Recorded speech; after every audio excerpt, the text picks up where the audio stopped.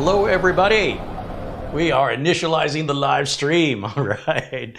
Thank you guys so much for joining me today. It is Friday, the 21st of April, 2023. My name is Carey Holzman, and today we have a review of the Beelink. This is the SER Pro. They call this one the 6, I believe. And this is a Ryzen 7 7735HS processor, 32 gigs of RAM stock out of the box, 500 gig NVMe drive, Wi-Fi 6, 2.5 gig LAN. This is a little mini gaming PC, so we're going to check that out here during today's show. That's the subject of today's show. I also have an SER5 and a BQ12, I believe it's called, that I'll review next week. And I think another newly released Beelink is on its way. So I'm looking forward to showcasing these here on the channel and introducing you to them to see if any of them might meet your requirements and your budget. And my thanks to the folks over at Beelink, specifically over to Phil. Thank you so much for sending the products for review. They don't pay me to do the reviews, but they are, just in full disclosure, sending me the products at no charge so that I can introduce you to them and I can evaluate them. Before we get started, I want to give a special shout out and thank you to Mark Gaines, who contributed before the show a Amazon gift card. Thank you to Luke Greenia. Of course, thank you to Peter Laycock, Buster as we know him, joining us from Scotland. Thank you to John Jack Wilson. He is now, along with a handful of other members, now on month 11 of membership. So kind of curious who's going to be the first 12, because that's when the badge will change. It changes like, I think it goes 1, 2, 6, 12, and then 2, and then 3 years. So yeah, I'm really excited to see who's going to hit that 12 first. But thank you guys so much for your kindness, your support. Let me make sure I haven't left anybody out before I get started. I get so mad at myself when I do that. Yeah, so that's Luke Greenia, Mark Gaines, Peter Laycock. Thank you guys again. I really appreciate you. And then in the super chats, if I missed anything here. Yes, John Wilson with a $20 super chat contribution says here's just a little something for shipping or dinner for you and Camera Girl. Right on, thank you. Thank you, Jack. And Chico48, where's that a B? Can't tell. Has become a new member. Well, welcome to the Tech Club, Chico. All right, guys. Yeah, Mortot has also been a member for 11 months. Yeah, we have a handful. Those are the, if you see the, so the membership started 11 months ago. So the people that are at 11 months now are right there at the beginning. And then, like I said, that number will change from a 6. The next number it switches to is a 12. So that little gold coin that you see next to people's name with the 6 on it. It's a badge. Badge, coin. It looks like a coin. It's a gold badge. Coin. YouTube badge. Don't badger me. Anyway, the reason that says 6, even though they're saying 11, is it only updates at certain increments that PayPal controls. YouTube controls that. I don't control that. Everybody's got control but me, apparently. All right, so today's computer, let's take a look at the web page for this before we get started. The SER6 Pro is what it's called. And let me go over to my window capture so I can share the screen with you. Well, I probably should have got this ready before I went live, but that's okay. It only takes me a second. Here we go. So this is the computer I'm going to evaluate today. Scroll too fast. AMD Ryzen 7, that's the 7735HS. It's 8 cores, 16 threads. It's 4800 megahertz DDR5 memory. It's got an M2 NVMe. That is Gen 4. It's 500 gigs. Wi-Fi 6 built in with Bluetooth. CPU can go to 4.75 gigahertz. It can hold a maximum of 64 gigs of RAM. A maximum 2 terabytes storage. I think that could probably go to 4, maybe even 8. I'd have to plug a drive in to test it, but I'm pretty sure that's not the true maximum. 2.5 gig LAN, and you can have 3 displays at the same time. Hold on, my screen's going crazy. You can have, come on now. It's like they designed this to be appearing on a phone, so the mouse doesn't work as well as just hitting the down button on the keyboard. All right, so triple displays, that'll do HDMI, 2 HDMI ports, and then you have a USB 4.0 port that can work as a third display. And the Wi-Fi is 802.11ax, also known as Wi-Fi 6, not 6E, 6. Then, of course, if we look at the details of the processor, it's standard 3.2 gigahertz, turbos to 4.75, 8 cores and 16 threads with AMD Radeon 680M GPU that's built into the CPU, the RDNA2 graphics. You can see how small that is, very portable. USB 4 port on the SER6 Pro, supports power delivery 3.0, so you can use a 100-watt power delivery charger or power adapter to boot the mini PC and to keep it running. What? The USB 4 interface is also backward compatible, of course, with USB. I don't know why they don't list USB 1, but USB 2, 3, 3.1, 3.2, and Thunderbolt 3 devices. And of course, a little bit about the branded NVMe and RAM. They're using Crucial RAM. And it just says premium brand SSD. We can look into seeing, that might change. There may be multiple vendors they use for the for the NVMe SSD, so that may be why they don't specifically name the brand, only that it will be a name brand, and we can check that out here in just a minute. Be sure and remind me, chat room. And then we've already got different start times and test file sizes done for our convenience, saves us some time. Everything from 3D Max and Maya to CAD. That's all serious work stuff for a gaming PC. And scroll down, there's some frames per second on Destiny 2, PUBG, CSGO. People still playing Counter-Strike? Something called LOL. What is LOL? League of Legends, that's what that is. And then Dota 2, wow, really? Dota is awesome. What is that? Day of the... Dawn of the... I forgot. Great for PvP. What's that? Great for PvP. Yeah, player versus player. Here's our exploded view of how this thing is put together. As you can see, there's room for a 2.5-inch SATA hard drive to add optionally. And yeah, should be super easy to get in if we want to do any upgrades. Let's keep going down here. There's our information on our Wi-Fi, our Bluetooth, our LAN, this triple display support, USB 4, and the included wall mount, which allows the computer to be mounted on the back of a monitor as well as on the wall or under the table. And then there's a close-up with the front, and there's showing 3 monitors in triple display mode. This explains the heat dissipation system and the silent CPU fan and heat sink and temperature range, depending on how it was being used at the time. Defense of the Ancients. Wow, I was completely wrong. I thought it was Day of the something. No, Defense of the Ancients. Well, thank you for looking that up. It's got a breathable and waterproof splash cloth. Should I spill something on it? Oh, it says splash proof, not waterproof. It says waterproof splash. I don't know if I want to test that. I guess I could take the cover off and just pour liquid over it and see if it goes through. It's got a metal air inlet, all metal body, and it's been CNC'd, which is pretty nice. I guess that explains its metal. These are the dimensions: 42 millimeters high, 126 millimeters wide, and 113 millimeters long.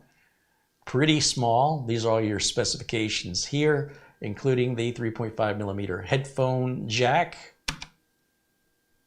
And this is everything you get in the box: the unit, the wall mount, little teeny tiny HDMI cables in case you're going to mount it right behind the monitor, so you don't want a 5 or 6 foot cable dangling.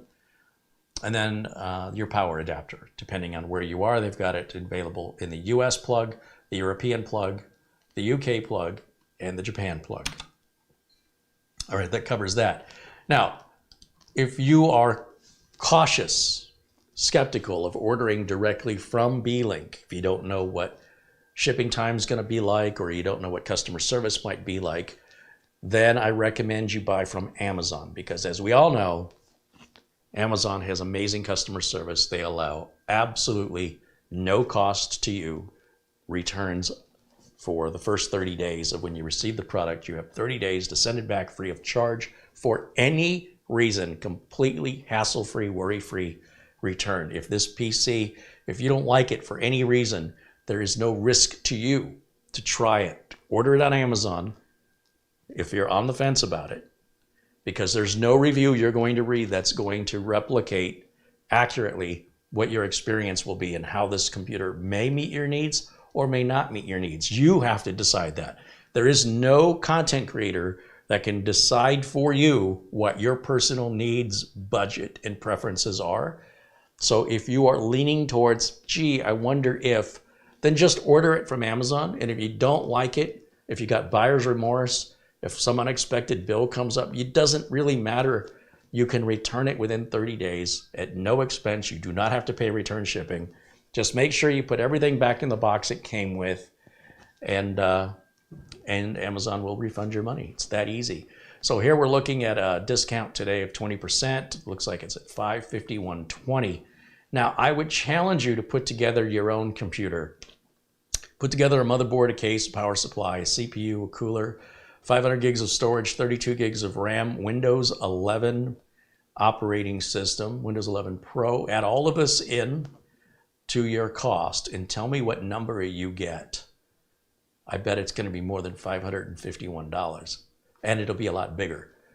Bigger could be better, bigger could be worse, depending on what your needs and expectations are. So just food for thought there. Now let me go back over to camera one. There I am. And I suppose we could get Cam Girl out here and get the close-up camera as we do the unboxing. And while I'm waiting for her to get ready, I'll just poke my head in here into the chat room. Knit and Jam says, I'll take 10 of them. There you go. Right on Amazon. 10? Sure. You get a baker's dozen. I come to your house. Nick Poverman mentioned there's also a $40 off box you can check. Did I miss that? Where's that at? I don't see $40 off for me. Are we looking at the same model?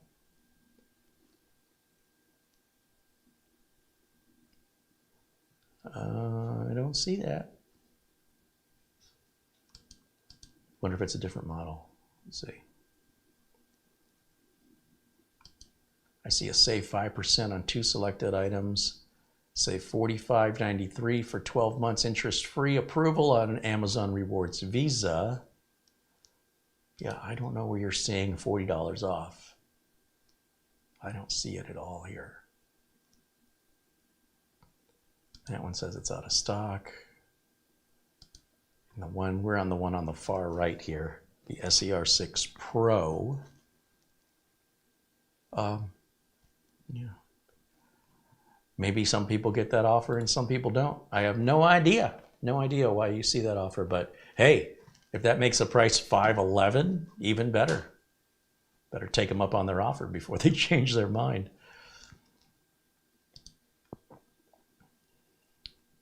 All right, let me go back to my OBS screen. Oh, let me go back to my YouTube page first. Okay, we ready on close-up camera? Ready. Okay. Nicholas Barlow says he has $40 off. Ray Burke said he sees a $20 off. That is really weird. All right, guys. Well, that's cool. Happy Panda says $551, and there's a $40 coupon. I do not know where you guys are seeing a $40 coupon. Maybe it's because I'm not signed into the YouTube account, and they are. All right, let's go over to camera one. I'm sorry, we're on camera one. Let's go to the close-up camera. Come on over. There we go.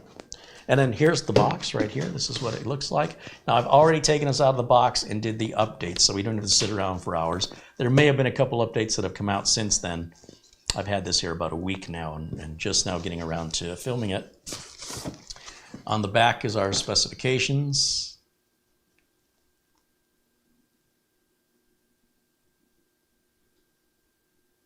And yeah, this is that $551 model. We open it up. There goes. Look at how I put it back so it's all nice and pretty. User manual. Little piece of foam. I even put it back in this little enclosure. Whoops. Well, that'll never happen again. What does it say on the top? Thank you for your choice. During the system boot process, if you cannot log into your personal account, please turn off Wi-Fi and LAN. Select the skip option and then log in. Oh, they're talking about when you're setting up Windows the first time. All right, so.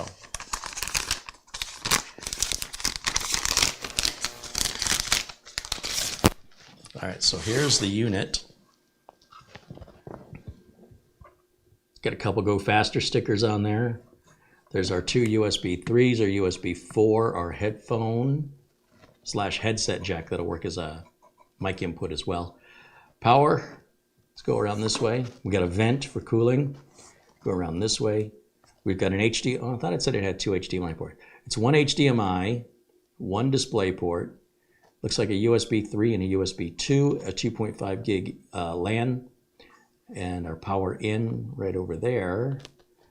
And then I like how Beelink has this little silicon pull tab. So when we remove these 4 screws, you can use this to pull the bottom plate up, and that'll get you in for your SSD and your RAM upgrade. So that's really well thought out. There's no rubber feet to remove or anything sticky that has to... It tells you how to get it into the BIOS.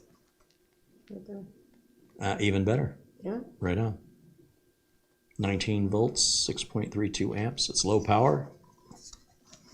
And what else do we have in the box? What's this? Oh, Beelink likes to give us, so it looks like we've got like a heather gray default, but if you want to black it all out, this just gets something underneath that. It just pops off, and then there's just these little clips, and you just push it on. Click, click, click. Should I pour something on this and see how water resistant? They claim this is splash resistant. Just the top, not the whole thing. You can't put this in the pool.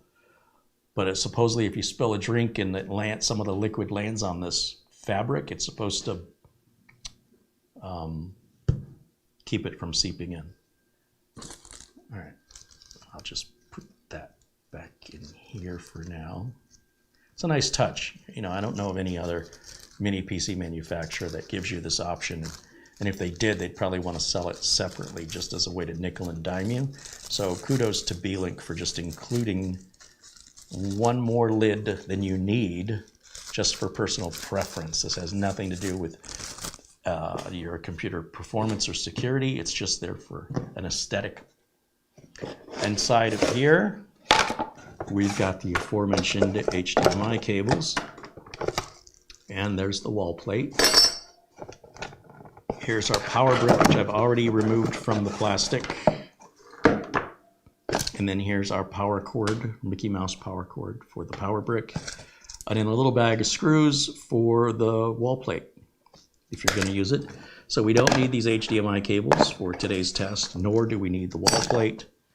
So the rest of this we'll just put in here for now.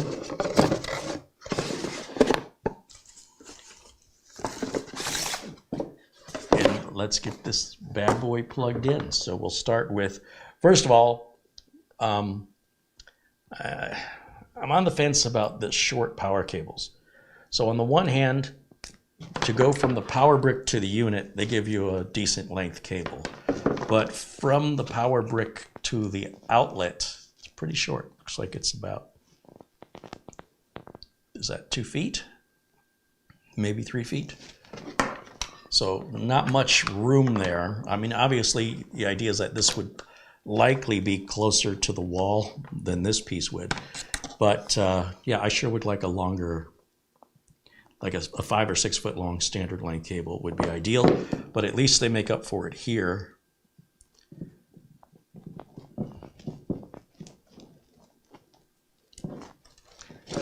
So that's going to plug in back here. And let me step around and I'll plug this in the outlet down below. And then let's see, we need, just take this off the table, get that out of our view. We need a keyboard and a mouse, and we need video, and we need, let's see, here's HDMI. And then this should be,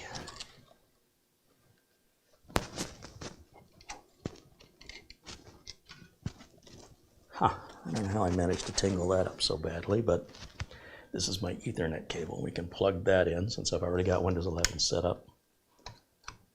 And then, yeah, keyboard and a mouse, which I have back around the other side. Then we'll see how long this thing takes to boot, see what it looks like, take a look at some of the specs, and answer any questions you have. We should probably open it up and take a look at the inside, even though we have a nice exploded view right there on the website. I'll plug the keyboard mouse right in here, and we'll turn it on, and let me go over to my HDMI input. There it goes. And then I'm going to turn on camera 1 here for a minute, and I'm going to make myself smaller. And of course, in that amount of time, it's booted, so I want to do a reboot just to see how long it takes. You can go ahead and shut off camera, close-up camera. Thank you. All right, so I'm going to go over to, first let's just shut it completely off. Let's see how long that takes. Okay, that's off. Wait, power button's still on. There, power button just went off. I want to turn it back on. Now we can accurately gauge how long this thing takes to boot, which includes the entire BIOS process here. Oh, I guess before I could finish my sentence, holy cow, wow. Zach Bischoff says, hello, Carey and Camera Girl and chat. Bob R mentions we have 303 people watching. Welcome in, everyone. Martin Hogg says hello from Scotland. Well, that's taking a little longer on the welcome screen. I wonder if it's getting an update. Brent GJ says, Carey, love your videos. Hey, there's Bill Leatherland. Bill's joining us. Yeah, I see what happened here. He was doing some kind of a weird thing here. So Bill Leatherland has lost his moderator status. Let's make sure that Bill's got that moderator status back. I don't know what happened there. Welcome back, Bill. Stan Aristov with £4.99 in Super Chat says, hey, Carey, Marlena, and chat, it's been a while since I caught a live stream. Have a drink on me. Right on. Cheers, Stan. Appreciate you, my friend. And yeah, let me go back over to full screen over here so I can see what's happening. Ah, yes, it wants to do this finish setting up PC thing. We'll hit continue, skip. I don't want to do this, so I hit back and skip for now. And now we're at the desktop. And I'm going to go ahead and hit Windows Update because I think it's trying to grab something. I think that was our delay in startup. And I do want to shut it off and turn it back on again to accurately measure the boot time once we know for a fact it's not getting any more updates, because that certainly explains that. Yeah, see, it's saying there's no more updates. So let's turn it back off. Once again, we can kind of gauge how much time that takes to turn off. Power light is off. I'm going to hit the power button. There we go. Now, let's see how long it takes. You know, it's a computer. So it's not like it's always going to be the same every time, depending on the status of updates and whatnot. And oh my gosh, that was, did you blink? That's what it's more like what I was expecting the first time. Okay, now if we take a look at the specifications here, let me just right click on my computer, go to properties, and we'll see there's the AMD Ryzen 7, the 7735H with Radeon graphics. We've got 32 gigs of RAM, 28.7 gigs is usable because the rest of it's being borrowed by the onboard graphics or the integrated graphics. We're running Windows 11 Pro. That's version 22H2, our latest and greatest with all the latest updates. Shows the manufacturer is AZW. I'm not quite sure what that stands for, but that is Beelink. And if we take a look at our storage, let's see, let me grab my utilities, and we can see who makes that storage without even having to open this thing up. We can pull over CPU-Z, and we can pull over, whoops, PC testing software. Crystal Disk Info will tell us all about the drive. Crystal Disk Mark can give us our benchmarks. And CPU-Z can give us the details of the manufacturer of the RAM. Now, of course, we can open this up to confirm it, but this just makes life a lot easier if we just use these utilities. That'll tell us, save us the effort. So let's start with Crystal Disk Info, and let's see who's making the solid state drive. Oh wait, that's Crystal Disk Mark. Did I not copy? There it is, Crystal Disk Info.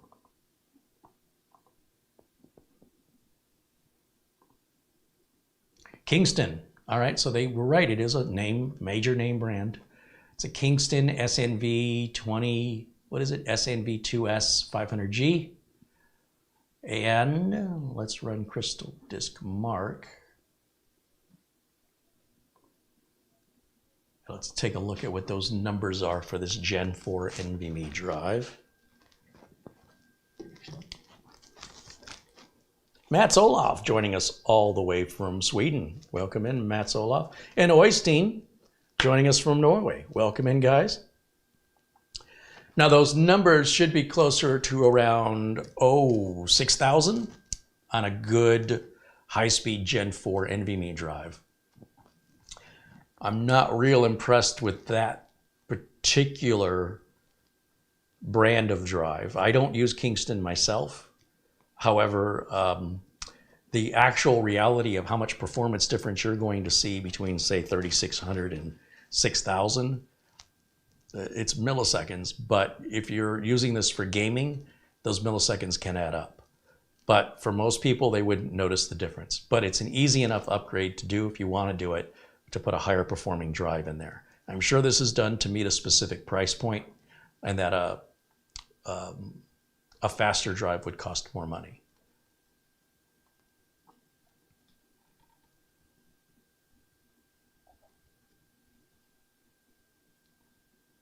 But at least you can upgrade it. And again, some people get swept away with the benchmarks. The reality is, for everyday PC use, for browsing the web and email and even most basic gameplay, you're not going to notice a difference other than in the benchmarks.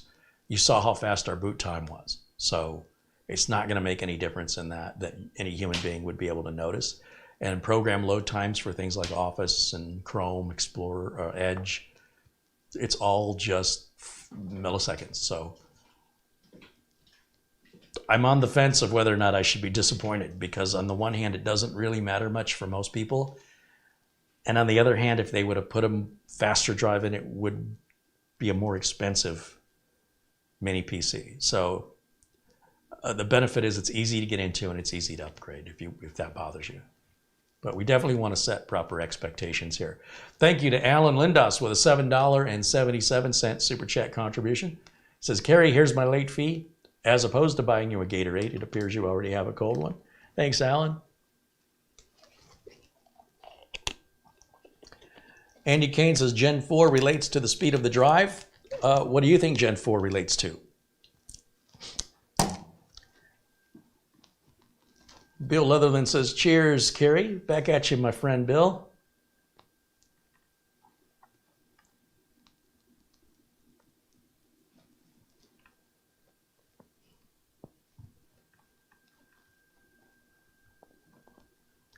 Nick Poverman says, I find it funny how people care about these speeds when only 6 years ago most people were still using spinny drives, and most people still do.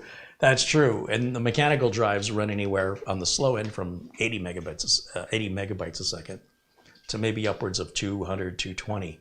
So this is way, way faster than any mechanical drive. Joe says, greetings from Traverse City, Michigan. Oh, I wish I was there right now.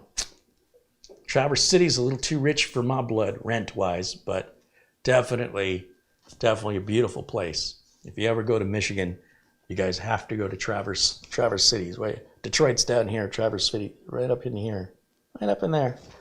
Beautiful, beautiful part of Michigan. Actually, most of Michigan is beautiful. Everybody focuses down on Detroit. Not that all of that's bad either, by the way. But yeah, right up on the opposite.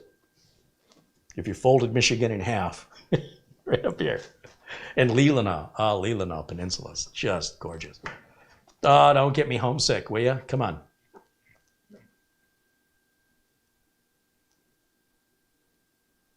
Luke Greenia says we're finally getting some green grass here in Vermont. Yeah, you better fire up the lawnmower, huh?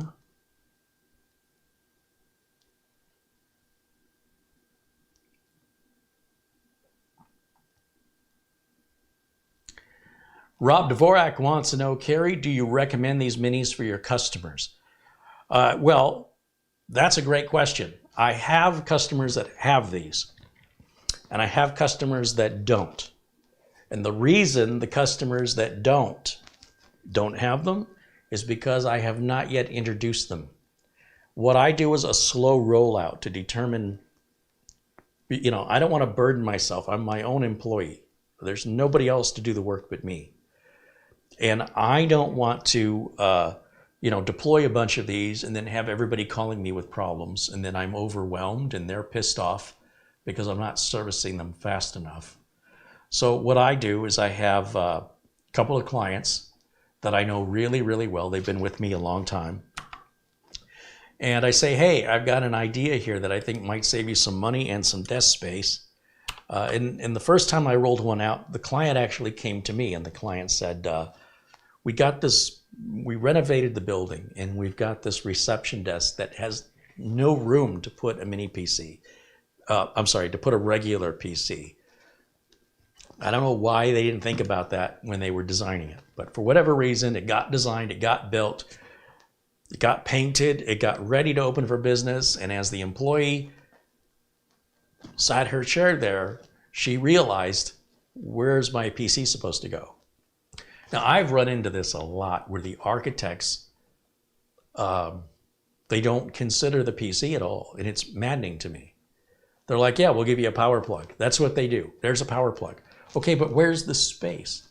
Many of you don't know this, but I used to do wiring for International House of Pancakes here in Arizona, the franchisee owner that would open a bunch of stores here in Arizona, the entire state.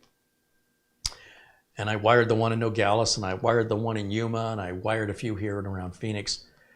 And over and over and over and over and over again, we kept having the same problems over and over and over. And that was the architect, bearing in mind they use the same blueprint over and over and over again. They have like one of 3 floor plans or one of 2.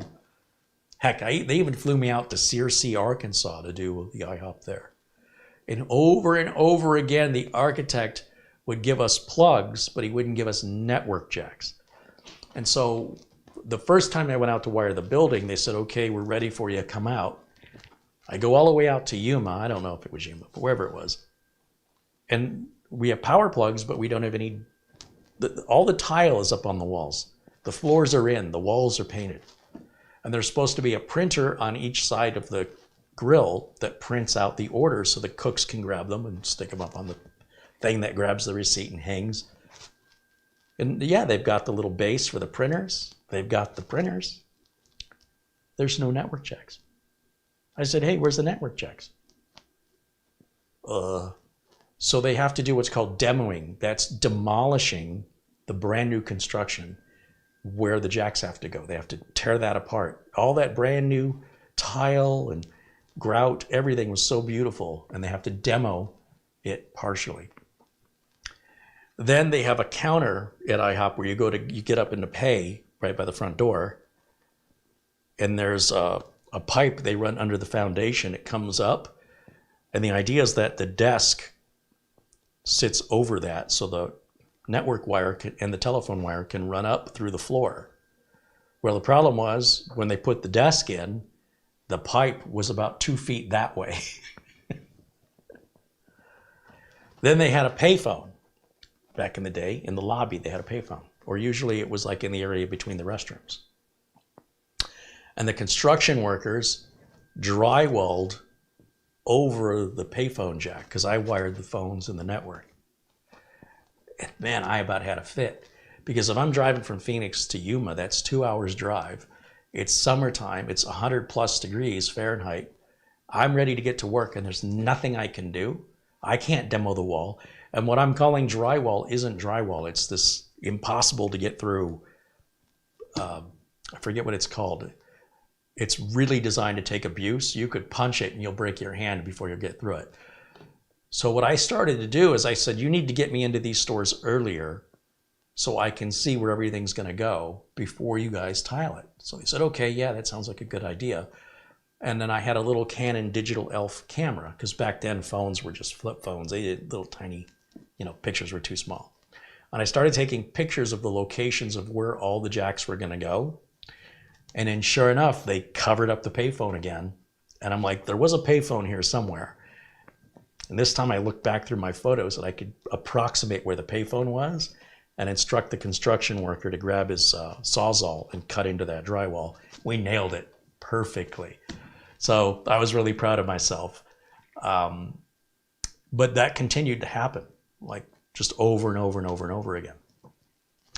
So when this customer called me and said, we just built the reception area, we just expanded the building, they've been working on this building for 2 years, that was the last thing I expected them to say. But I said, hey, it's no problem, I have a solution. And I introduced them to the Intel NUC. I said, let's try this and see if you guys like it. I won't charge you for it unless you like it. Well, not only did they like it, they loved it. And the owner says, hey, could I have one? Because the owner only uses a computer for email, really. So he doesn't need a full-size tower.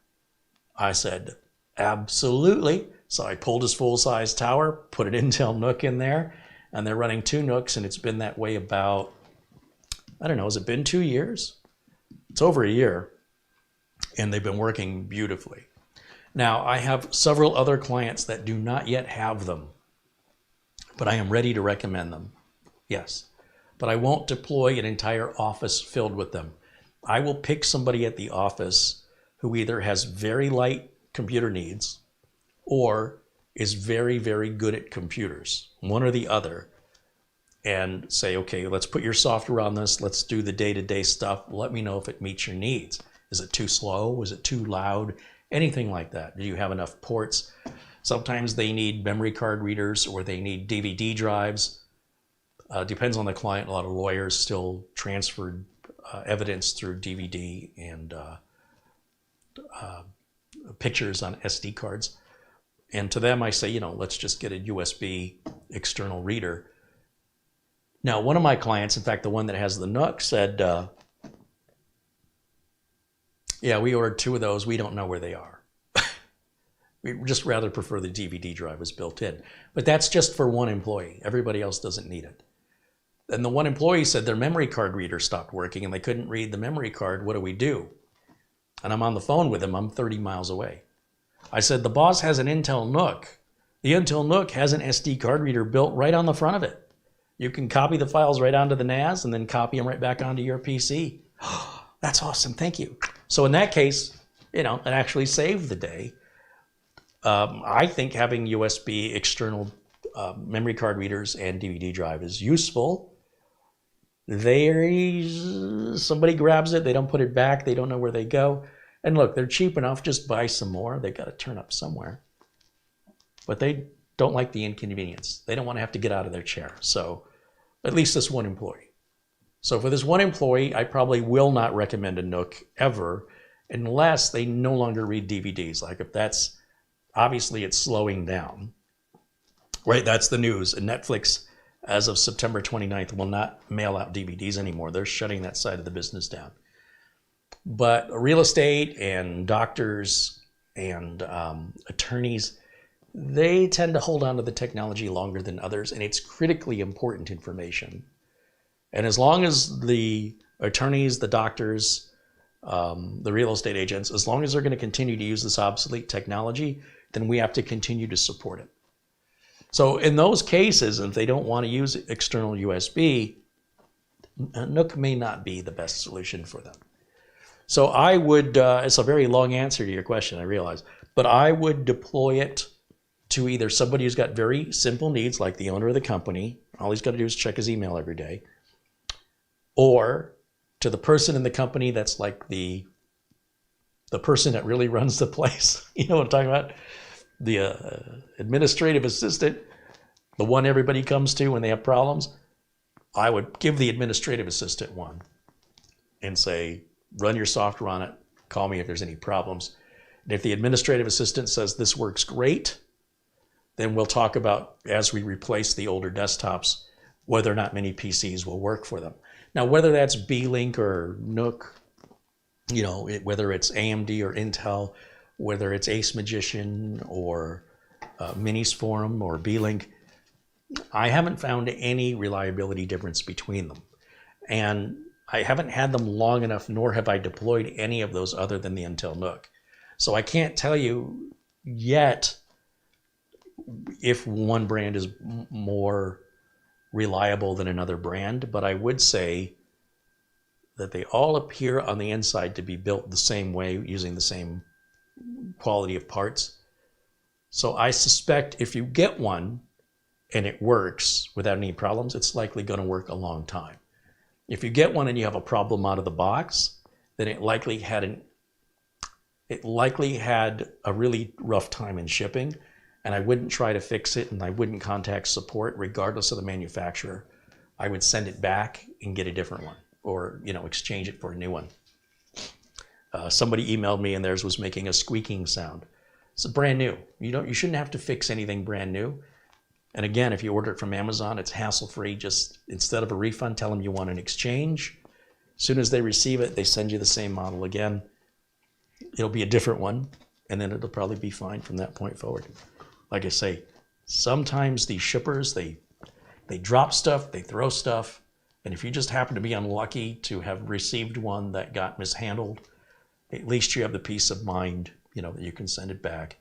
It's likely something that will show up right away if there's a problem. And if you don't see it within the first day or two, you're likely good for many, many years, regardless of who makes it.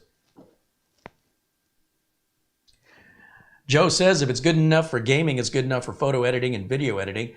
To some extent, there is a certain level of video editing where, depending on the kinds of videos you're doing, if you're doing 3D animation, 4K or 8K videos, the amount of time it'll take to process may get on your nerves. This will do light video editing, and this will do photo editing, but everything's got limits.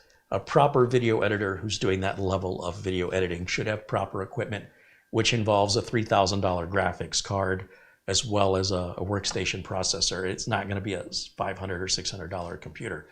The GPU alone in a proper video editing workstation will cost 4 times the amount of this entire computer. So let's have reasonable expectations about what these computers are capable of. The more you pay, the more you get. The fact of the matter is, you've never gotten more for your money in the history of computers than what manufacturers like Beelink are offering today. So let's keep that in mind and make sure we all stay well grounded here with proper expectations.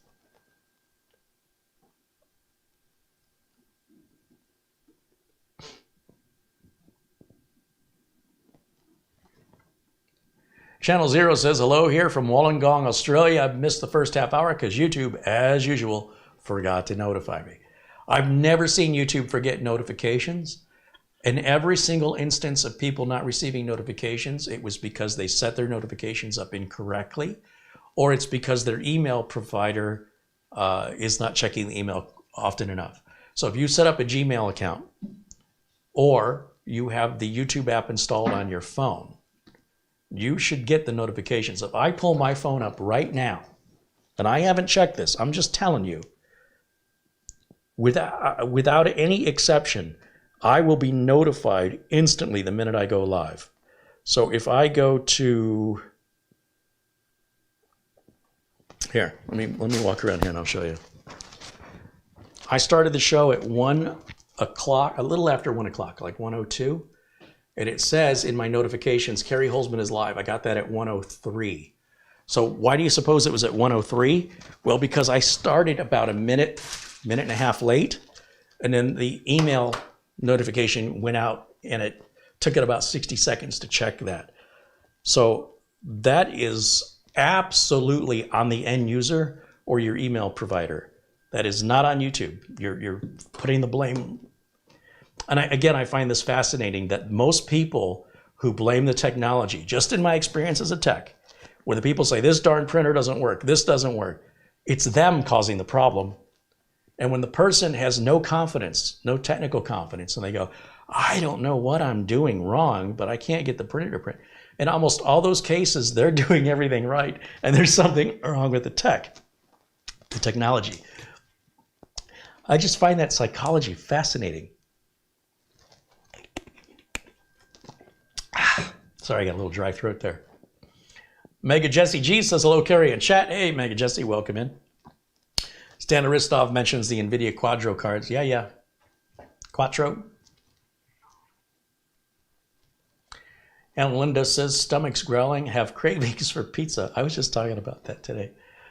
A new Barrows just opened up. Sorry, Carey. Guess I see the remainder of the show later. Hey, enjoy your Chicago-style Barrows pizza. My mouth loves Barrows pizza. My stomach, my gut, not so much.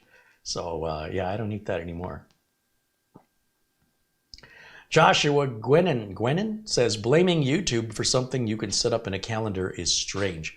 Well, that's another good point, Joshua. And again, not to embarrass anybody, but just as an educational example, I go live every Friday at the exact same time. Every single Friday.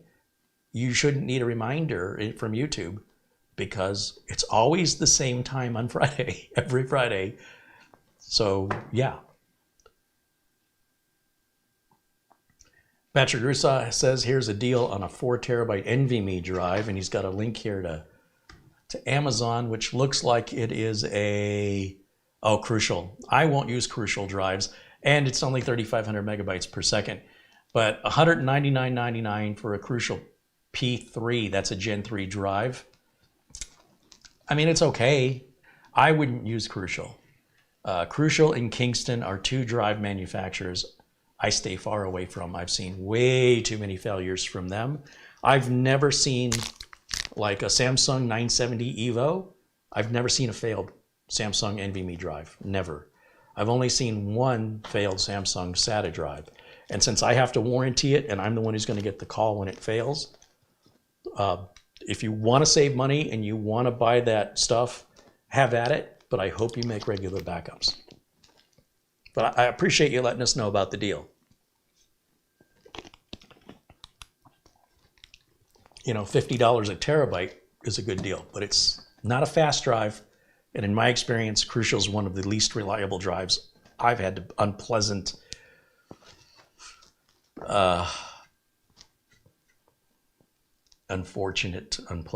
to deal with. I had a 4 terabyte Crucial drive that had to go back. It died within 6 weeks. So yeah, I don't want to even risk it again.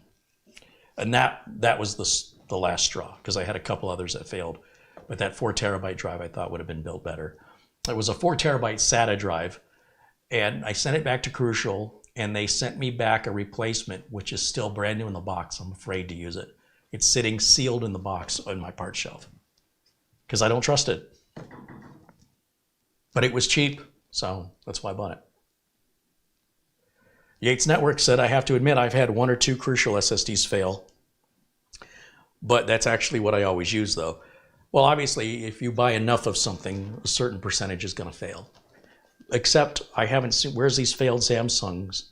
Like I said, the 970 EVOs that I've been buying, I have yet to see a Samsung NVMe drive go bad. And I use a lot of them.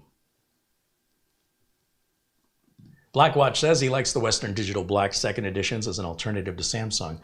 But the problem is firmware updates. The Samsung Magician is the deal killer. The fact that no other drive manufacturer offers such a useful utility, and those firmware updates are so critical. Also being able to track how many terabytes are written or how many gigabytes are written to the drive to estimate how much drive life you've got left, which in most people's cases is measured in decades. That's an invaluable tool and worth a couple extra bucks if that's the case. Furthermore, sometimes it's even cheaper to buy the Samsung. Forget the couple extra bucks. When they're on sale, they're a bargain, because the Samsung Magician software, while other manufacturers have utilities, none of them are as useful or as easy to use.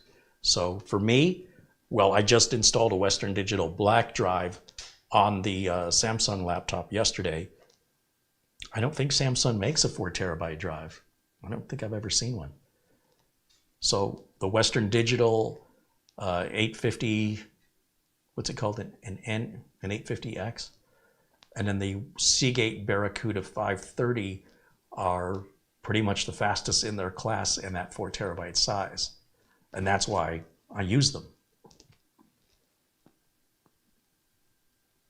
But if you don't care about speed, like if let's say, for example, I bought this computer here and I threw that Crucial P3 4 terabyte in here, yeah, that'd be a good fit. Even though this could run much faster. This is Gen 4, so you'd actually be trading speed for capacity, but for 200 bucks, like I said, most people won't notice the speed anyway, other than in a benchmark.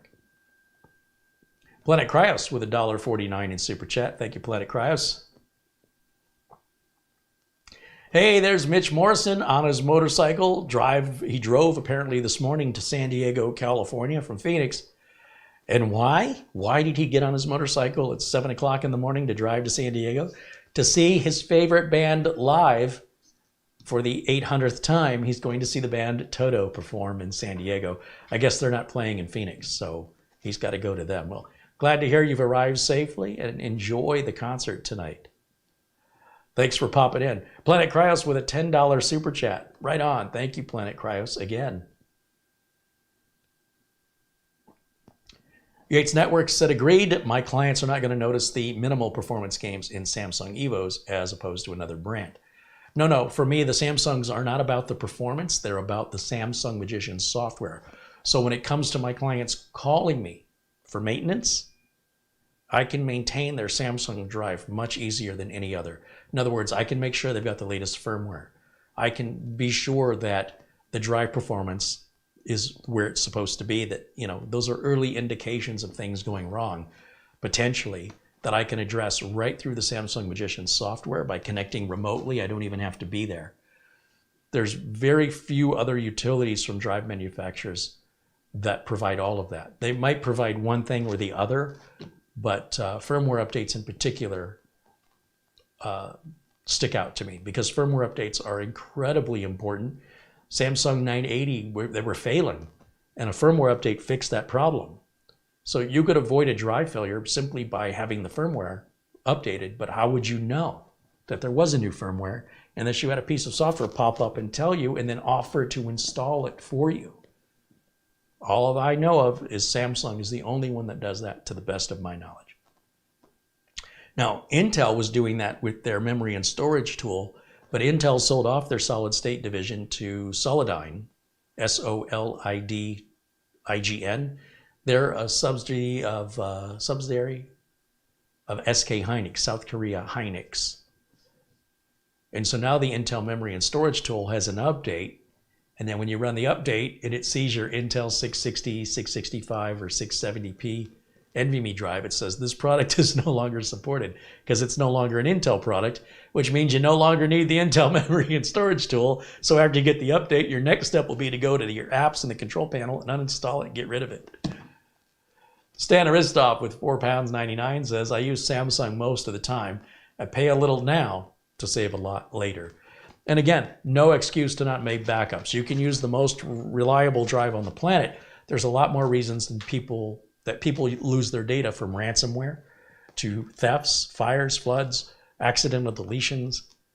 So backups are always required regardless of drive reliability.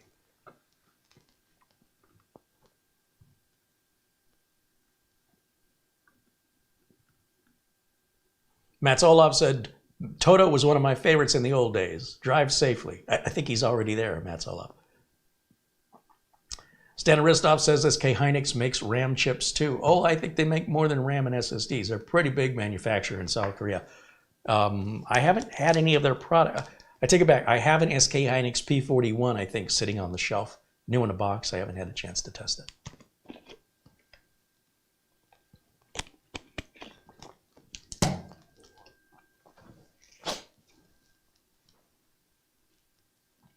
All right. Getting back to this computer over here. Let me go back.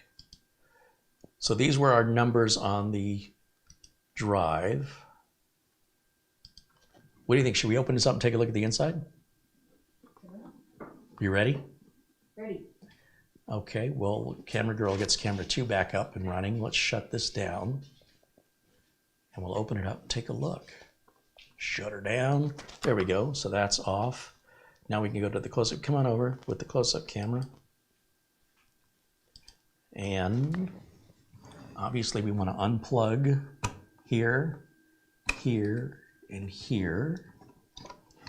Boy, it'd be nice if I could just tuck these up here so I don't have to reach on the floor and get them again. Let's see if I can get them to stay under there. Ah, so close.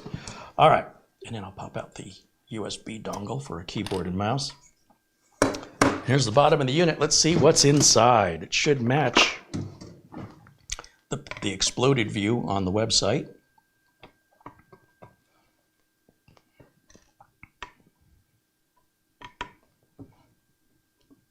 This is a Phillips number 0 size screwdriver, in case you're wondering.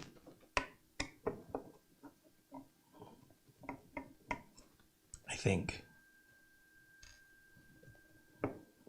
Could be a JIS number 1. I can't remember anymore.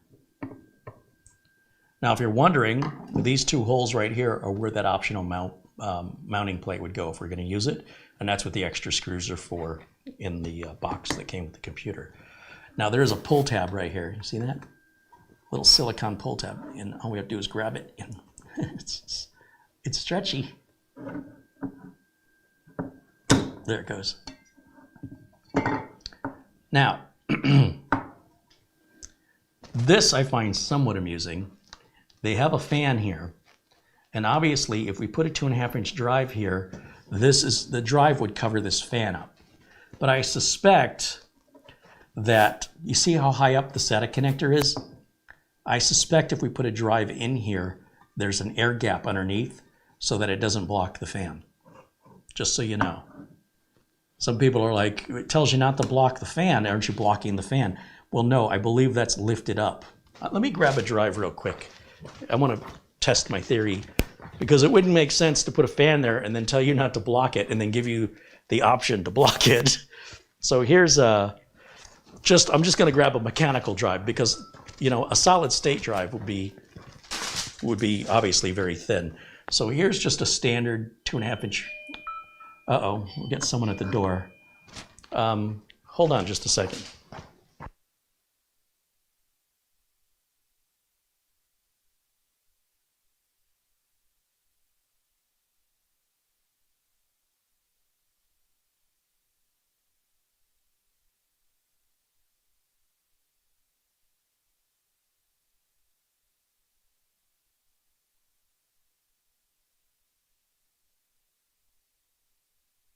Well, you couldn't ask for better timing than that, right? All right, so anyway, we turn this around and then we put this right in here. Yeah. You can see how much that's dropping. So for this to be level, there is definitely, well, I don't even have it in all the way. There, now it's in all the way. For that to be level, it's going to be leaving a gap. And that's going to allow the air to get up underneath of it. Now to get this out of here, let's see, it looks like we've got a screw here. And I don't know if these are different screws or not. And it looks like a screw here.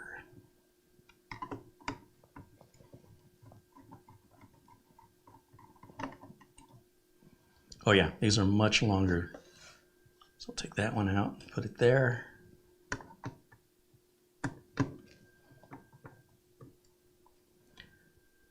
Those two appear to be the same length. And then this should just pop out, I think.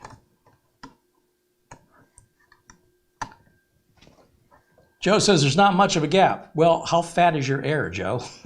How much of a gap do you think you need? That's plenty.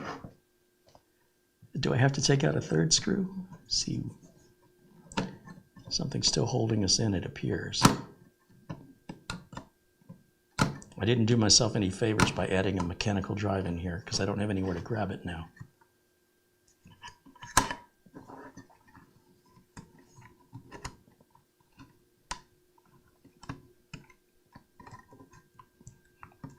Yeah, I feel like there's a screw right in this corner that has to come out. It looks like there's a silver screw right here, which I thought was holding the main board in. And it's unusual that it's letting me move it that much. If that was actually screwed in, why is it letting me? That is very weird. Yeah, it's definitely in there. So there's a screw right down in there.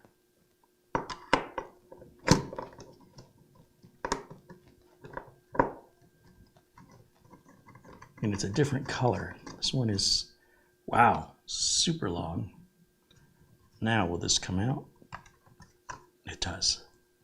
Okay. So if this were level, it would be sitting right about, yeah, actually right about where it is. Yeah. So there's just the tiniest little gap, but that's all it's going to need to draw the air in. I want to take this back out though, because it is making it difficult for me to maneuver. So take that out.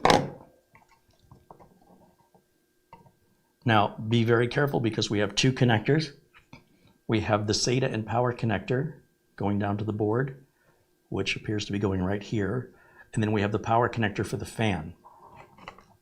You'll also notice there is, what did Dawood call it, bubble gum?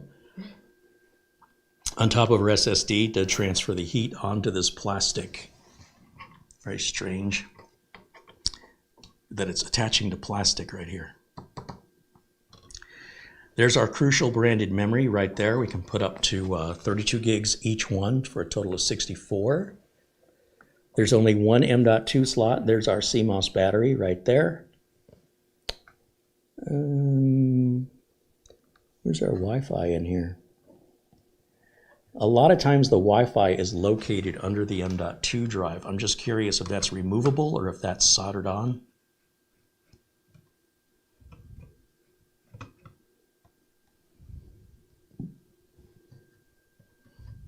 It's removable, so you can upgrade the Wi-Fi on this. Nice touch. On that $3,000 Samsung Galaxy Book 3, the Wi-Fi unit is soldered on. So if you want to upgrade this to Wi-Fi 7 in the future, it's a standard M2 Wi-Fi 2230 socket. Just be careful with your antenna wires. They're very easily broken. There's no reason you would ever need to take this out beyond this. Everything that's serviceable is on this side. The other side, your CPU is going to be soldered to the board and have a CPU fan. And you really don't even need to open it to dust it. If you just run your duster through the vent holes on both sides and on the left, the right, and the back, hit them all twice, go around once, go around again. You're dusted, you're good to go.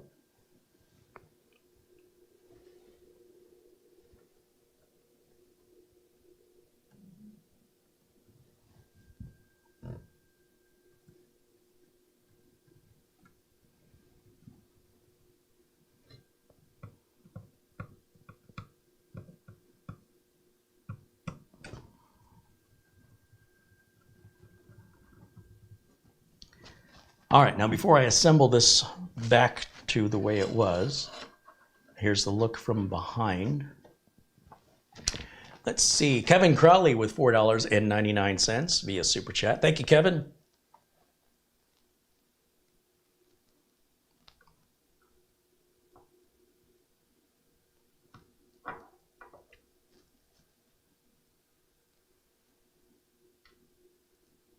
Bob R wants me to change the M.2 drive to the 1 terabyte Samsung. Hey, you know, that 1 terabyte Samsung we took out of the laptop would be a nice upgrade for this machine, wouldn't it? However, I'd need to clone it with a Cronus first. Nick Poverman said he'd put a 2 terabyte NVMe in here. Sure, as would I, but I have that 1 terabyte Samsung Gen 4 we pulled out yesterday that's just sitting on the shelf. This would be a good donor recipient for that.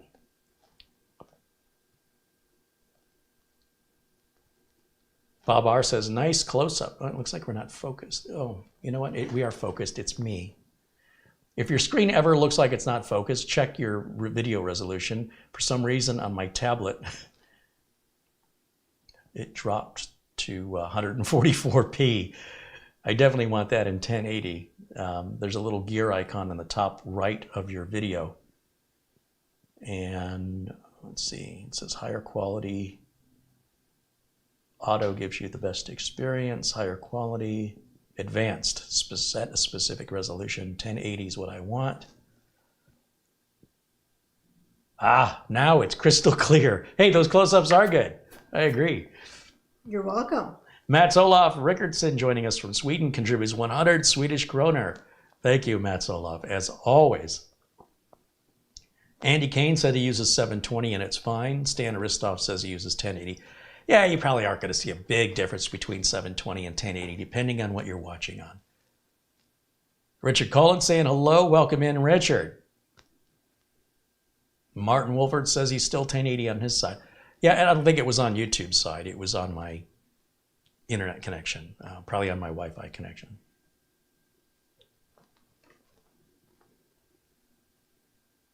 Martin Hogg contributed £4.99. Thank you, Martin. Martin watching us in Scotland. And again, another £4.99 from our friend Martin Hogg. Thank you, Martin.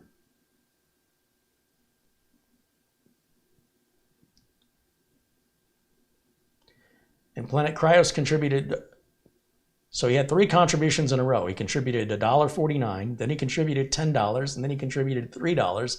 Looks like I missed that $3 one. Thank you, as always, Planet Cryos. David Tracy just became a supporter. Thank you, David. Welcome to the Tech Club.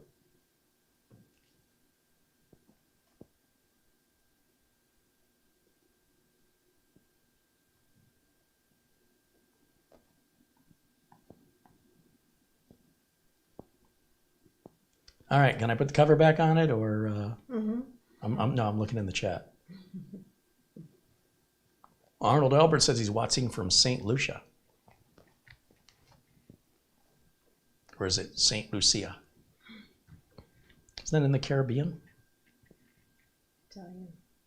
It's Italian? Mm-hmm. Well, I need to go back to geography school. If I could only find it. All right, let's just throw this back on. It's gonna sit in there like this.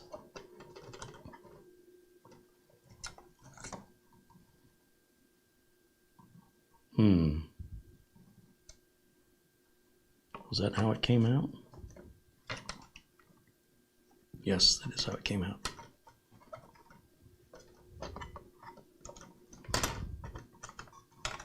Those ribbon cables, a little bit of a struggle. Now, you know, you could also just take this entire piece out. If you weren't ever going to use a 2.5-inch drive, this fan is not critical to the operation of the unit. I mean, it's certainly helpful to have it, don't get me wrong, but it's absolutely not required. And again, it depends on how you use the machine too. If you're a real heavy I/O user, you definitely want that airflow over the SSD. Certainly something, if you took it out and you experienced a problem, you could put it right back in again.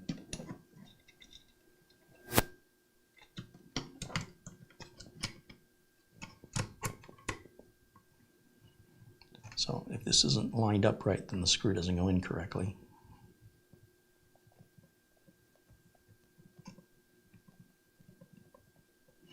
I don't recall having to turn it that much to get it out.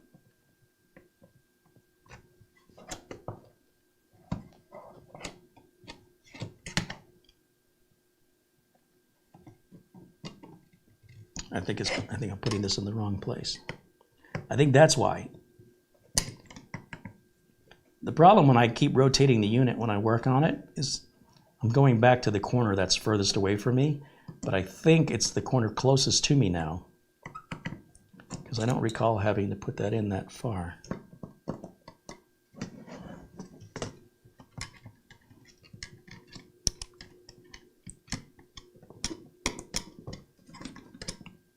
Yeah, that's better. I'm going to leave that there for right now, and I'm going to tighten down these other ones first.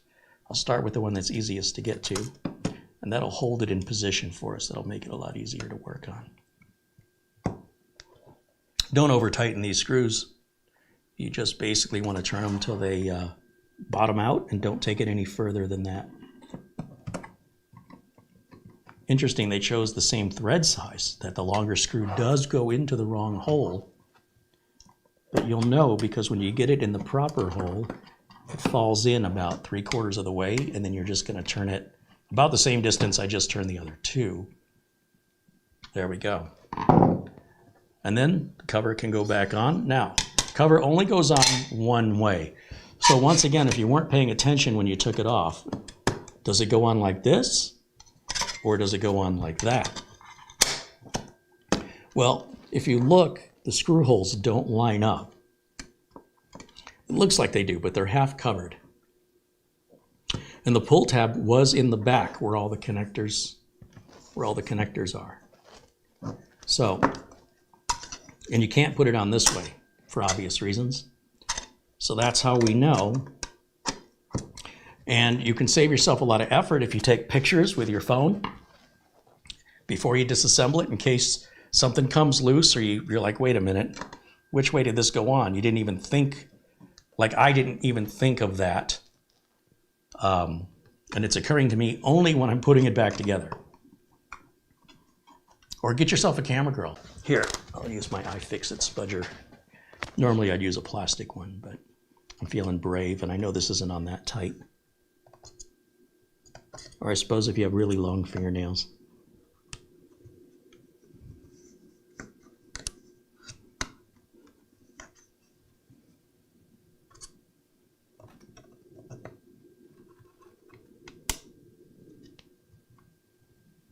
Hello, computer.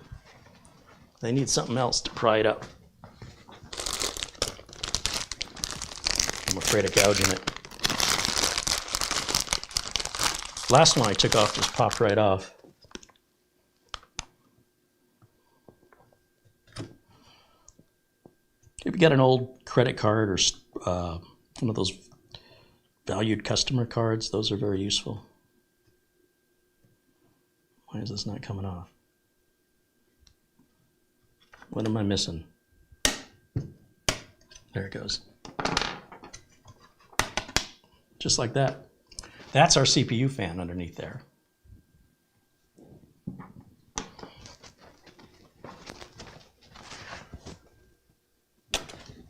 So yeah, if we want to, change this out to the all black one, we could certainly do that. Just line up the cutoff corner and then just push it down. There. Now it's all black. Now our heather, I don't know what you'd call that. Gray. Salt and pepper. That one can go back in here. Better. Yeah, now it's all black, and now you can see the dust better as it builds up over time. I want to test this splash resistance. I'm very curious. I gotta know. Let me grab a couple paper towels.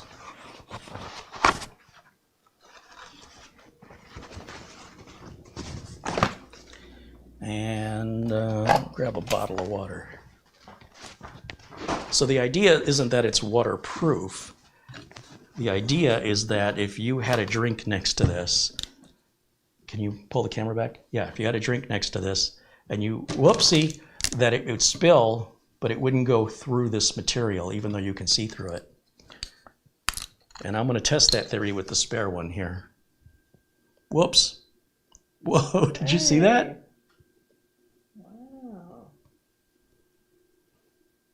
Wow, that's wicked. Completely dry. Now look at the counter. I mean, that's a lot of water. But it's cold and refreshing. I'm going to say that worked.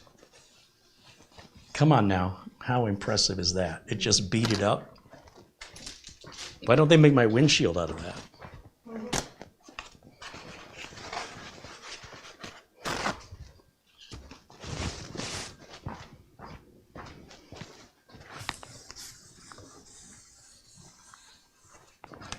All right. Feel like I'm the sales guy at the carnival. The Ginsu knife guy. He's chopping up vegetables, and he's got the headset on, and he's trying to draw a crowd over to his table. How many you want to buy? Lou Grania says, hey, it's Scotch guarded. It is kind of Scotch guarded, isn't it? If we want to use a brand name, we don't know for a fact that's what they're using, but that's a great example. All right, I'll go back to camera 1 and give you a break. How are we doing on the battery life there? You're good. How's the battery? About 75%. Oh, wow, we barely used it. Joe says, don't try this at home. Joe says it's coated in Rain-X. I think that just prevents fogging. Doesn't that just prevent fogging?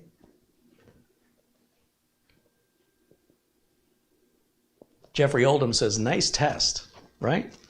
So every one of these Beelink units that comes with the cover, they're all, as far as I know, waterproof, splash proof. We'll call it splash proof. Let me throw this paper towel out. Okay. Oh, that water's nice and cold. Any questions? I'm happy to address any questions you have regarding the Beelink unit. This is completely dry. It's a little cold, but it's dry. How does that work? I don't know. Can you show us the BIOS update? I don't think there's a BIOS update for this. What you do if you need drivers is, let me turn on my screen capture. Okay, so let's say you wanted drivers, like you were going to reinstall Windows or something. You're going to go to Google, and you're going to type in Beelink drivers. Now, the very first link Google's going to offer you, it says drivers and hardware. And you're going to look for the model of Beelink that you have. So we have an SER6 Pro. And this is the Minis 12, Mini S12, SER5800. This is a tutorial on flashing the BIOS, but it doesn't say for which model. Improve the fan noise for SER6 and SER6 Pro. That was released in January. So we could download that. Assuming we don't already have this BIOS, we'd have to check. So if we were to do like a reinstall of Windows, then we'd want all of the drivers for the SER6, which right here, driver for SER6 and 6 Pro. And we'd want to grab that, however big this is. Not too bad. I mean, I wish that this was a little better organized. There's a flash firmware tool. I wonder if we need that. There's Wi-Fi and Bluetooth drivers. There's a reinstall system tutorial available for Windows 10 and Windows 11. And then you've got, yeah, here it walks you through the entire process. If you're going to do a reinstall, what you're going to need to do for drivers. It's very nice that they have that. Then we still have page 2 and we have page 3. So the Beelink support is there. It is sort of a serve yourself kind of a situation. And whatever this is taking a while. This is pretty big, huh? 700, how many megs is this? I can't see it, it's too far away.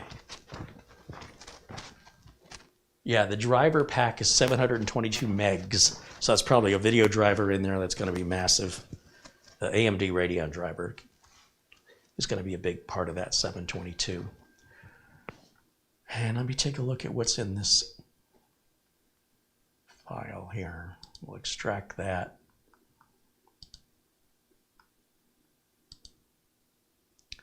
And it looks like we have a flash file here. 1.11 seems to be the version. And then I want to check the version we have. So let me go back to camera 1. And let's see what version we have. So I have to plug all this back in. So let me step back around and we'll fire this back up. And we'll see if there is a firmware update. We'll definitely do it on camera. But I suspect they sent it to me with it on there already. But I have not checked. I'm just making an assumption. And you know what they say about that. So we will double check it.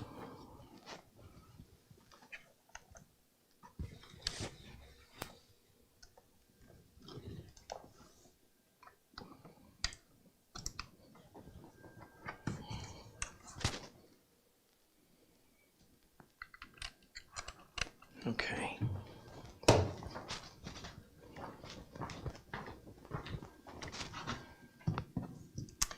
And we'll go back over to HDMI input, and I'll put me in the corner as always. Yeah, right about there should be good. We'll turn this on. Again, we can test and see how long it boots. Sometimes it's right up quickly, and sometimes, yeah, when it sat there spinning at the user thing, it was dealing with an update. That seems pretty clear to me now. All right, and let's run CPU-Z.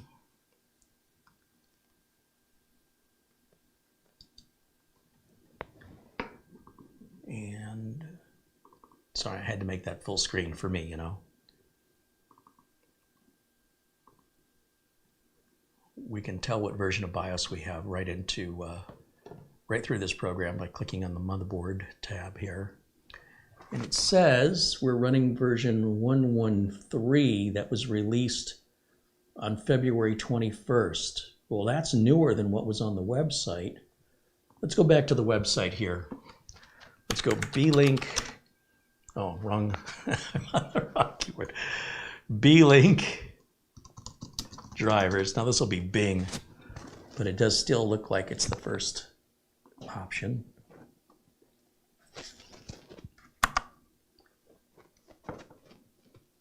And what do? I move my window. Let me put myself back over here. Okay. And we can search for the SER6. That might make life a little easier. There's the GPU driver. There's the tutorial of flashing. There's the flash for fan noise, but I don't hear the fan. And it does show 114 of 2023, and the BIOS I have is newer than that. So I wonder why they don't have the newer version here. And there's nothing for me to click on to learn any more. Like I don't get a version number or anything. You have to download the file. And this is the driver pack. So I suppose, you know, I don't know if the GPU driver is included in the driver pack or if this is just a newer one, because the date is the 15th of February and this is the 7th of December. And interesting, and I like how they put month, day, year. So a lot of websites in Europe and Asia do day, month, year, and it can be confusing if that's 7/12, like July 12th, or December 7th. But here, since there's no 14th month, I know that that's month, day, year now, confidently. So it appears, based on CPU-Z, that I have version 113 on 2/21 of 2023, and that this flash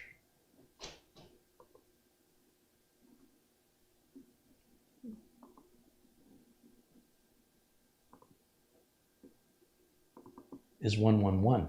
See that? 1.11, and I have 113. So I have one that's newer. Well, isn't that interesting?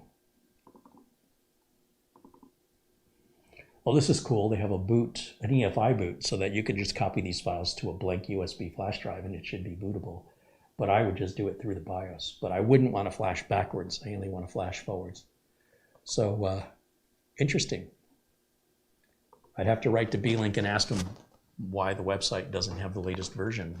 If there's a reason for that, or if that's an oversight, or they just haven't gotten around to it yet.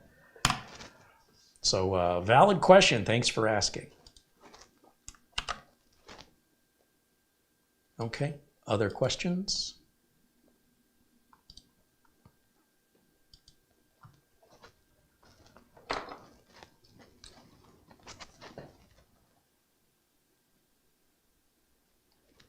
The Intel driver toolkit also give BIOS version That's true, but we wouldn't run the Intel driver toolkit on an AMD system. But if you run an Intel NUC, you'll even get the update for the BIOS through the Intel driver assistant. So that's an absolute necessity on an Intel NUC, even if Intel doesn't make that. So if it's an Intel-based mini PC, you definitely want that free Intel driver updater or update assistant.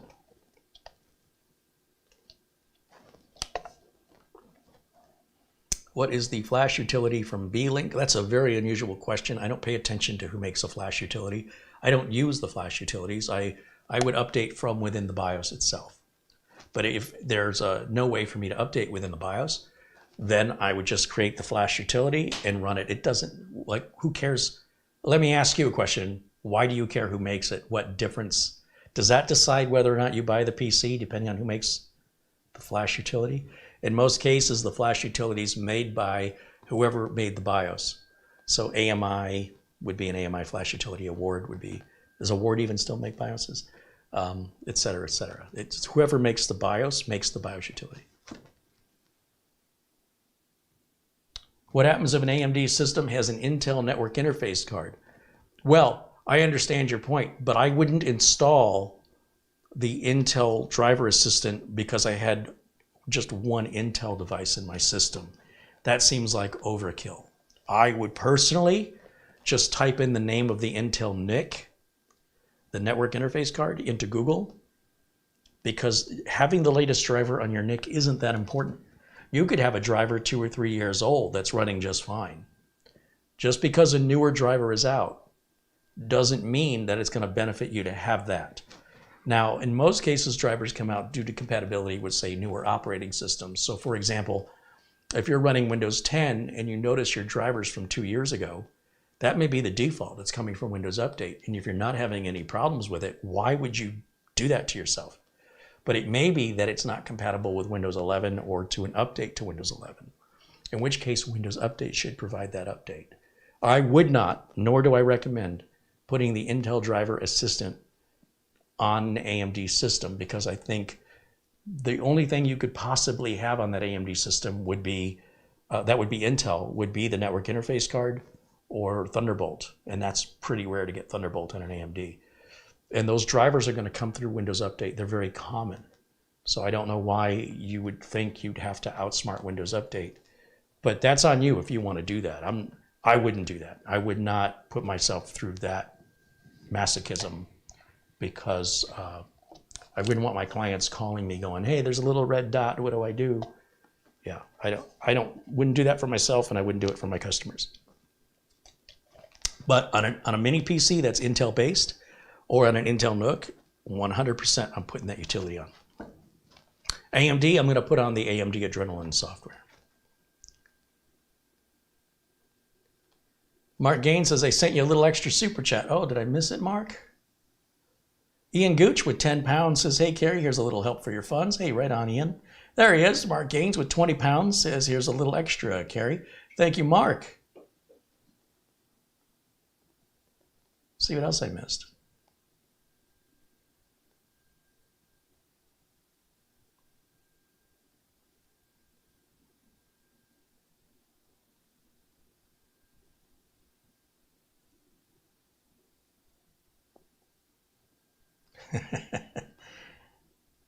Nick Poverman says he received something. I didn't see the previous. He says, I never had anything arrive this quick. And he's like, yeah, they sent it before you ordered it. There's a book called Quality Land. It's forget the German author's name, but it's translated into English, and it's very satirical about a company like Amazon that orders things before you know you want it. And they never make mistakes, and they have algorithms to prove it. So when they make a mistake, you're wrong. So it's a very satirical book called Quality Land. You could buy it on Amazon, and it's in Audible form as well. Glenn's Music said the Flash is made by a guy called Gordon.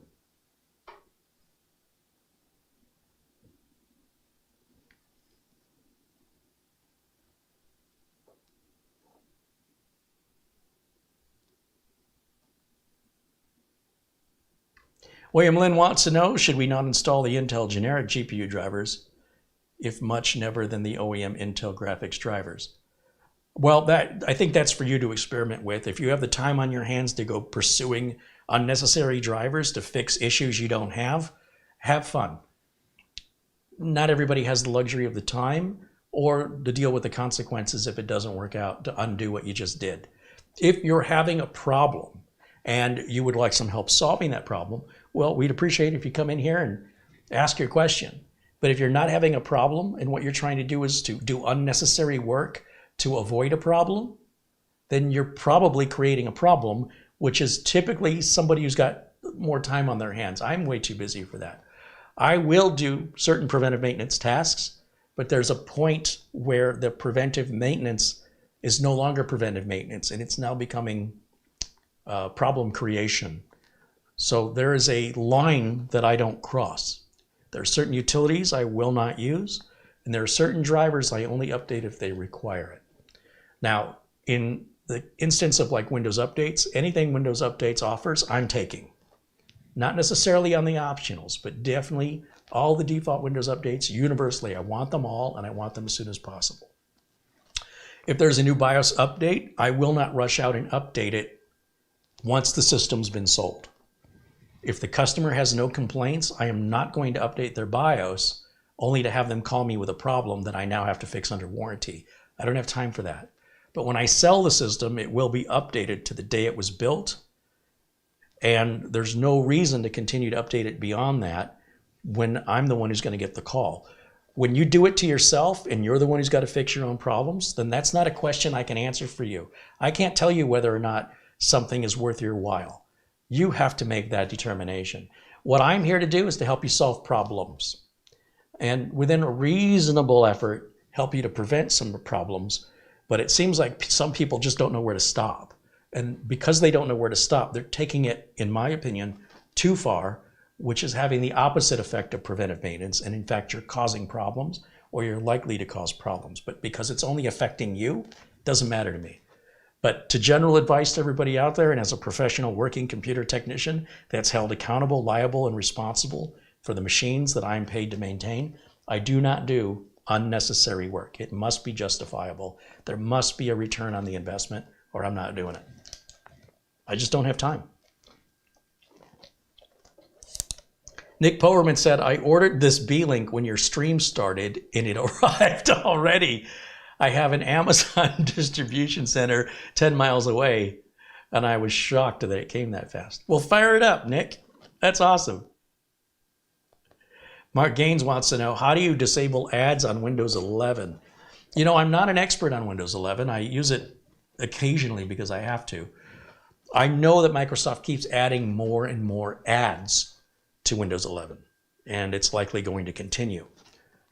Where are you seeing the ads? I guess that's my first question is, so Microsoft can place ads in Solitaire, they can place ads on your start menu, they can place ads on your taskbar. Which ads are you trying to remove? Let's start with that.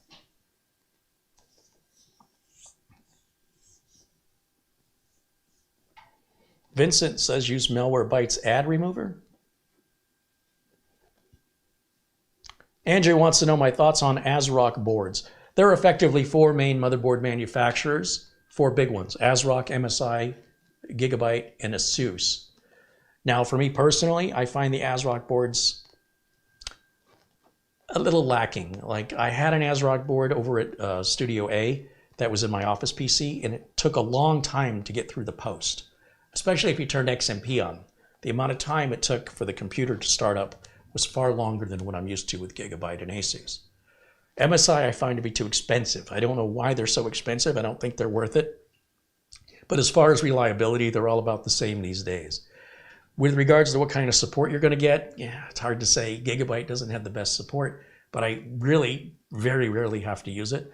And because I have to be held liable, accountable, and responsible for the systems that I sell to my customers, I will not use a board manufacturer that eats away any profit or removes my competitive advantage in pricing, nor will I use a board manufacturer that has an issue that they deny having. Now, ASRock did that to me in the past, and I've been very cautious in how I use ASRock.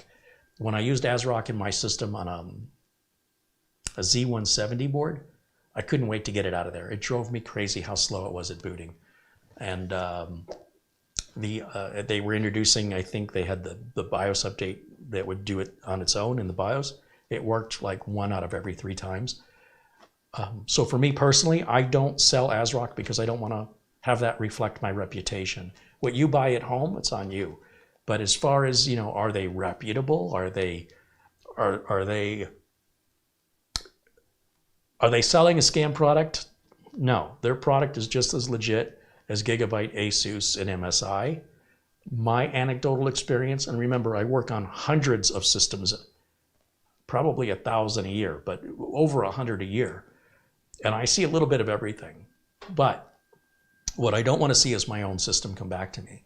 So when I'm choosing a part, it has to be available, it has to be the right price, and it has to be a good part that I'm proud to put my name behind, because my customers, they don't know ASRock from Gigabyte or Asus or MSI. They don't know. They just know they bought a system from Carey. Is the system crap? Then Carey's systems that he sells are crap. That's how that works. And they only need one to be crap. And that's how a customer's mind works. So I don't mess around with that, because whether or not I survive in business is a daily challenge. So if you look on this channel, you will see an ASRock board and an MSI board on occasion, but not very often. And those are never sold to customers unless with a disclaimer. So I had a pretty nice MSI board I sold to a gentleman in Oregon with a disclaimer. I said, look, I just don't know the longevity of this board. It seems to work just fine. It was expensive. It was more expensive than similar boards from other manufacturers. So it's very highly regarded in the community. I'll take a financial loss on it to sell it to you, and if you have any problems, you let me know. I'll still help you, but I want you to understand what you're buying. And he bought it, and he's had it 2-3 years. He's never had a problem with it. But that's one. But there wasn't enough. I mean, I lost money on that. I don't know why MSI thinks their products are worth more than ASRock, Asus, and Gigabyte. I don't think they are. Vincent mentions Malwarebytes browser guard. Well, that's fine in your browser, but I don't know where the ads are. He didn't say where the ads were.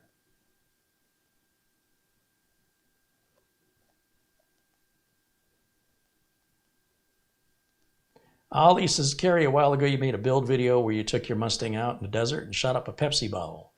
It was a top-tier video. What happened to it? It's still there. That's the Cosmos 2 build. It's been up since, what, 2013? Yeah, you could just sort my videos by the number of views. It's in like the top 10, I think. That's how the Cosmos 2 build starts. It wasn't just a video of me blowing up a Pepsi bottle. It's part of a 2-hour video. And that was just a little cutaway.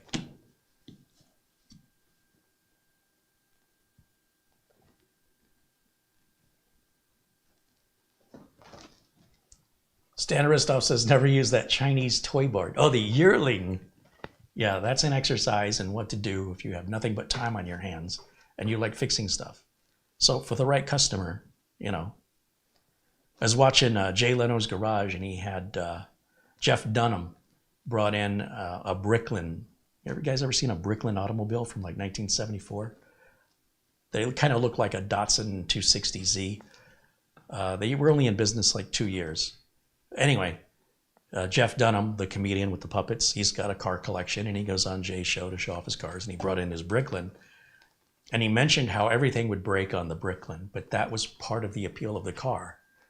And Jeff Dunham mentioned, he's like, you know, I like fixing the Bricklin. It brings me joy. And he's like, well, then you're a great customer for their product. You're the ideal customer.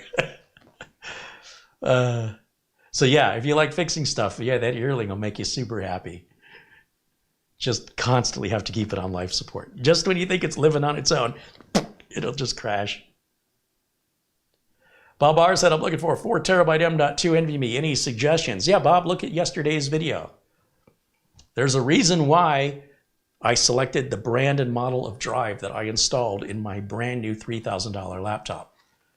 You think I just grabbed something cheap? I grabbed what I thought were the best for the money. And that's yesterday's video. Now, if you just want 4 terabytes, you don't care how fast it is, that Crucial drive that on sale for $200. But honestly, for $100 more, you get the Western Digital 850N. Where is it? 850X. I can never remember Western Digital's nomenclature. The Seagate FireCuda 530 if money's no object, but honestly, I think the Western Digital performs better and it's cheaper.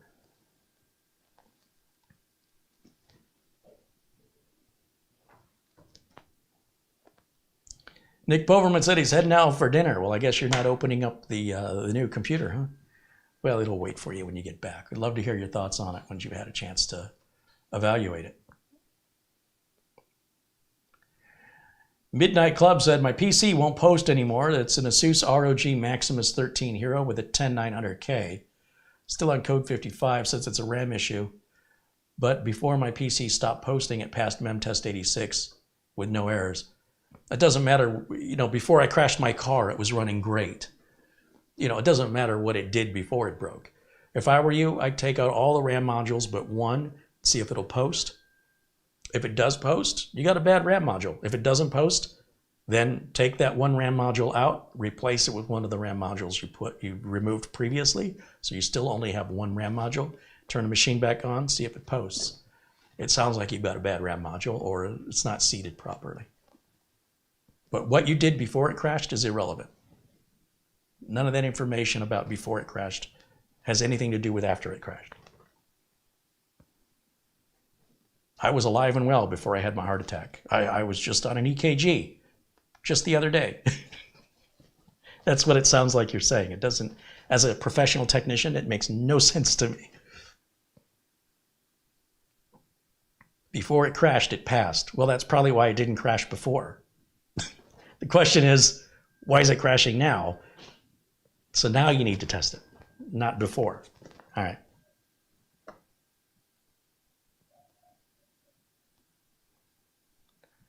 Glenn's Music mentions the author of Quality Land, Mark U. Kling. Yeah, I don't know how he pronounces his name, but just look up Quality Land on Amazon. It's a popular book. All right, I'm looking at my screen here. See what I'm missing in the chat. Mark Gaines says, when I sign in on the taskbar, it's driving me nuts. All right, Mark, so where is it on the taskbar? Is it in your search box?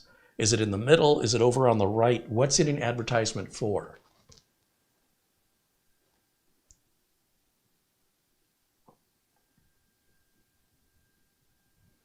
Matt Soloff says, I have a problem with Google on Windows Edge. I have the, and then it just stops.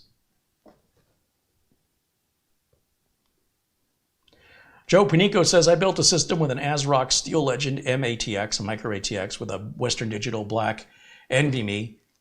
He's doing 7,700 megabytes per second, and it boots very fast with XMP enabled. So far, so good. Hey, maybe it was the model I got. Maybe that Z170 board just, I don't know, had a weird BIOS. Or maybe it's something ASRock has addressed. So good to know.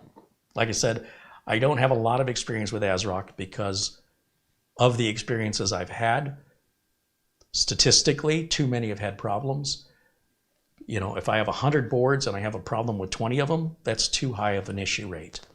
I'm working on a bigger scale. So I would not suggest that every ASRock board has a problem, nor would I suggest that every Gigabyte board doesn't. Just so we're clear.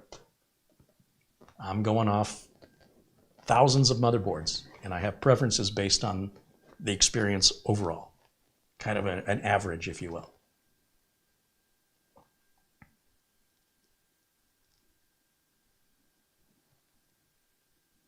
William Lean says, to remove ads in Windows 11, go to Privacy and Security in your settings, and then in general, turn off all of the options. Okay.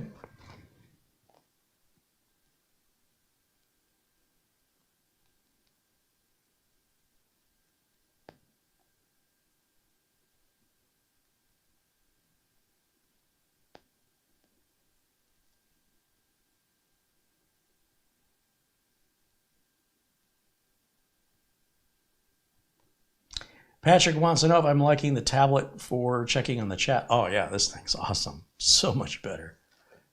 I don't know why I didn't think of this years ago. This is working great. Midnight Club said he has a PC that has a 6700K on an Asus Z170 board, and it takes a while to post, even on SSD. Yeah, well, I didn't have the problem on Gigabyte. That's all I'm saying. I couldn't tell you with Asus versus ASRock. Hey, Michael Dane joins us in the chat. Winston Liu contributes $1.10 Canadian. Thank you, Winston. Yates Network said Asus has been pretty good for him lately. He's switching away from MSI. He says, but Asus still does some pretty dumb things. Yeah. Well, we all have our preferences. I think they're all legitimate companies doing the best they can.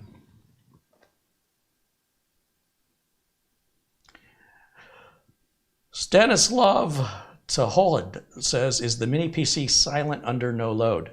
It's been on this whole time.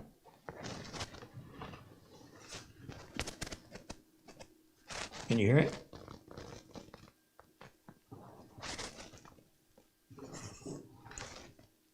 I can barely hear the CPU fan, or maybe it's that top fan there spinning. It's making no noise at all. In fact, I'm hearing the streaming computer's liquid cooler fans more so than I'm hearing this. So yes, it is silent. Yep. Now, put a load on it, I'm sure it's going to crank up as the heat goes up, but just sitting here idle, I wouldn't even know it was on, except the power lights lit up.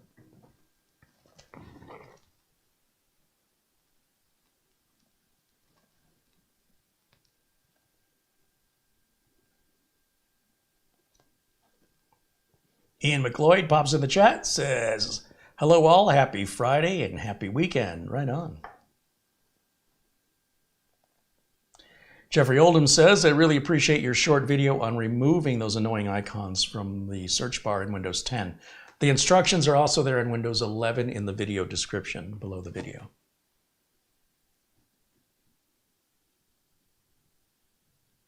Orbit wants to know if DDR5 RAM overheats in this mini PC. Nothing overheats in this mini PC. Even under load, it won't overheat. No. Again, stuff like that, just order one from Amazon. If you're skeptical, run whatever test you want. If it doesn't pass your test, send it back to Amazon for a full refund. And then let us know. Let us come back and tell us. And likewise, if it does pass your test, what was your test? Tell us. Are you impressed or not impressed? That's a decision only you're going to be able to make. No content creator can evaluate a complete stranger on the internet's prediction of satisfaction on some product. So it's just very, very subjective. But as far as overheating, this thing isn't going to overheat. Beelink has a Beelink's cooling solution is quite unique.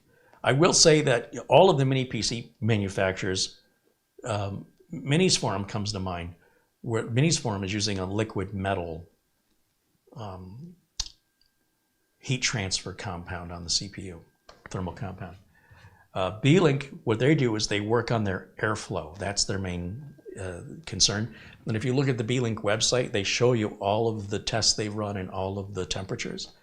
But now if you're somewhere in a very hot climate and you don't have air conditioning and this thing's running in a 90-degree room, then what you experience may be different because of your environment. So it depends on what you're running on the machine, how long you're running it, and what operating environment you're in, along with what your personal tolerance as a human being is. What you find acceptable may be completely different than what I find acceptable.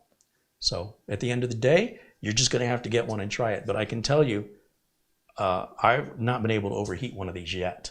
So for whatever that's worth.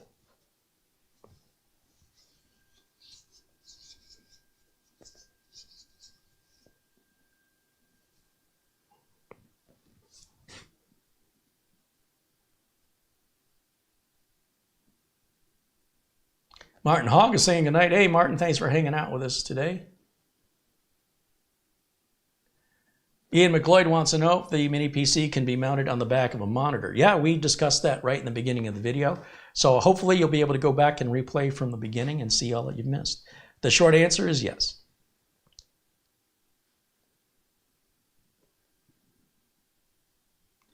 William Lynn wants to know, can we see the BIOS update from the Samsung laptop? No, I've already done it.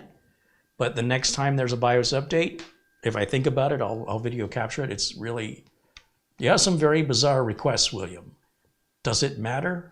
It's just, so I'm updating. You really should be a computer technician so you can get whatever this is out of your system. After you've seen about 1,000 motherboards update, they're all the same. Even though they look different, they're all the same. So it's not important for me to show that because there's nothing educational about it. It's like, can I watch the sunset in Phoenix versus watching it in San Diego? After you see a certain amount of sunsets, with few exceptions, they're with mountains or without mountains, with trees or without trees. Sometimes you get a different hue of pink. But yeah, that's not very educational content for me to make. If it happens to come up, I'll show it. But again, it's, you know, an Intel NUC updates the way it updates, Gigabyte updates the way they update, ASRock. Laptops in general update differently. And of course, that's par for the course. And it always has been for many, many years. It doesn't really matter. As long as you get the update and it applies, yeah. But seriously, you should be a technician so that you see so many BIOS updates, it doesn't matter. Like, I've reached that point a long time ago. I don't even care. Like, whatever. Stan Aristov with £1.99 said, pleasure to see you. Love to be in the chat again. Hey, it's great to have you, Stan. Thanks for hanging out with us today.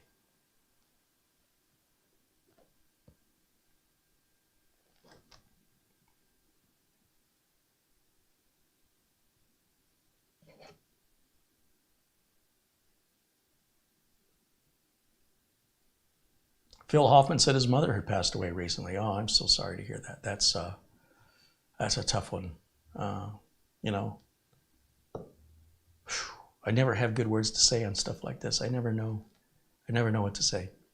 But you're among friends, and maybe we can distract you for a little while. It's about the best I think we can do under the circumstances.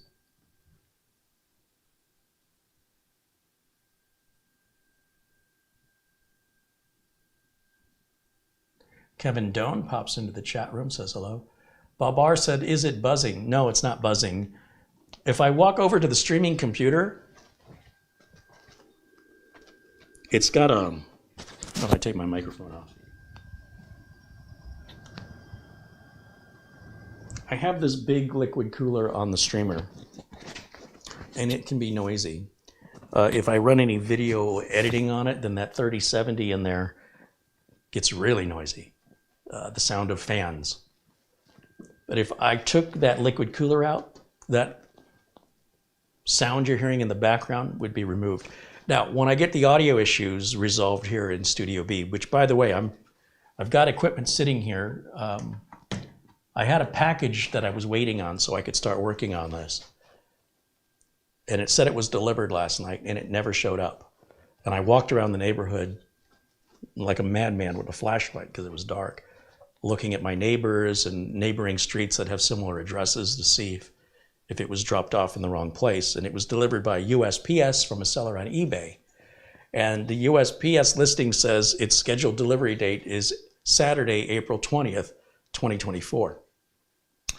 Well, that struck me because I know Saturday is not April 20th. I didn't notice the 2024, but it said your package has been delivered ahead of schedule. It has not been delivered. It's not here. So when the phone, when the door rang, I had to go get it because I thought maybe that's my neighbor bringing me my package. It's a $200 receiver. It's not going to do anybody any good. It's not worth it for them to steal it. And as far as I know, United States Postal Service hasn't been here. And I have cameras, and the cameras never went off. So I don't know if they're playing a game saying the package has been delivered when it hasn't, so that they're meeting their delivery quotas, what they're intending to drop it off today. I don't think he's been here today yet. This mailman here doesn't show up till 6, 7 o'clock at night. Sometimes he's here 11 o'clock in the morning. It's very weird. Amazon and FedEx will take a picture of where they left the package. Now, if the United States Post Office would do that, I could maybe recognize the door that it was left at amongst my neighbors. or they didn't actually deliver it and they're just meeting a quota by saying they did, and in fact, it'll show up later today.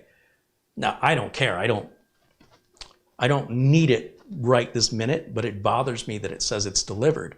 So now for me to file a claim on eBay, I have to report to the seller that it wasn't delivered. The seller's going to say, hey, you're trying to pull a scam. Tracking says it was delivered. Like, hey, buddy, you got to look at my feedback on eBay. I've been on eBay since 1998. I have zero ever negative feedback. It's 100% positive. So why would I lie? So we're going to have that conversation. I cannot open a claim because I'm the recipient. Only the sender can open a claim because it's USPS. And I don't want to start that conversation until the end of business today, to just give my neighbors a chance to bring it over if it was in fact misdelivered, or give the mailman an opportunity to drop it off. Because if it was just a mistake that'll be corrected within 24 hours, I'm not going to freak out. But if I don't have it by tomorrow, yeah, I got to write a letter to the seller and say this never showed up. And then we're going to have that conversation. Unfortunately, the receiver I ordered is no longer made. It's for a Sennheiser G3 wireless mic pack. And they haven't made them in years. So I have no choice but to order it used. And I haven't had a problem with eBay before, but I have had a problem specifically with United States Postal Service misdelivering mail. Like the amount of misdelivered mail, I get other people's mail, other people get my mail at least once a month here in Studio B. They're just terrible. United States Post Office is probably the worst delivery system. Never had a problem with FedEx. I don't think I've ever had a problem with UPS. I certainly have never had a problem with DHL. And Amazon nails it every time, because Amazon, I get a picture. So at least if they misdeliver it, I can recognize the door and just go over to my neighbors and get it. Without that picture, how do I even know the guy? You know, I have cameras. I can prove there was no activity on any of the cameras. So he never showed up, or she. Something winds me, something like that is suspicious, and it really winds me up. Because I'm being lied to, or somebody made a mistake and I want to know which one it was, and I want to know now. And they don't make it possible for me as the recipient. The United States Post Office does not make it possible for me to alert them, hey, you literally sent me an email saying this package was dropped off. Where's your driver right now? Because if you ask that driver in 3 days where he dropped it off, how's he going to remember? You need to know right this minute. There should be a way for me to click a button and say, alert, wherever that package was just dropped off, it's not at the right address, or that mail person is lying and didn't drop it off, and they're gonna, throw it in the trash. So we need some verification system in USPS to be put in place. This is driving me crazy because until I have that piece, I can't address my new audio setup.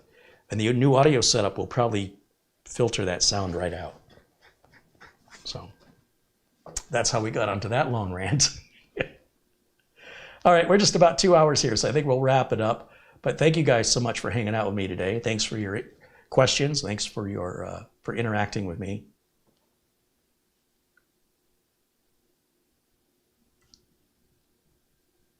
Stan Aristov said, same here in the UK where I live. I get the neighbor's mail, they get mine. Yeah, that's like a routine. I'm like trading mail with my neighbors at least once a month. And one time I caught the mailman. Like literally, he put the mail in a box and I stopped him. I said, hold on, this isn't my address. You got the numbers all backwards. And he goes, oh, it must have got stuck. Really? So the dyslexia isn't the case. It's the mail got stuck. And I didn't argue with him. I just said, just the ability to catch him red-handed and say, you fix this. You take it to the neighbors. That's not my job.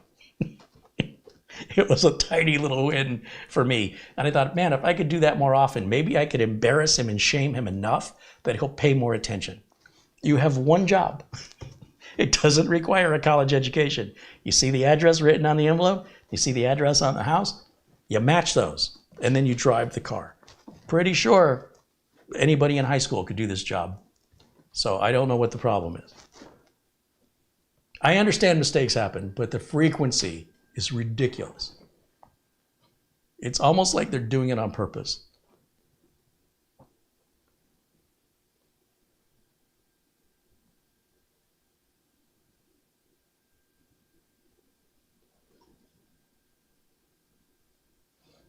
I hold all my stuff for pickup.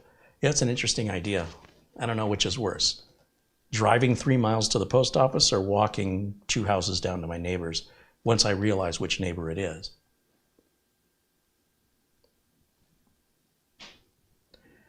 Okay, Cordius Technology says USPS does take a picture.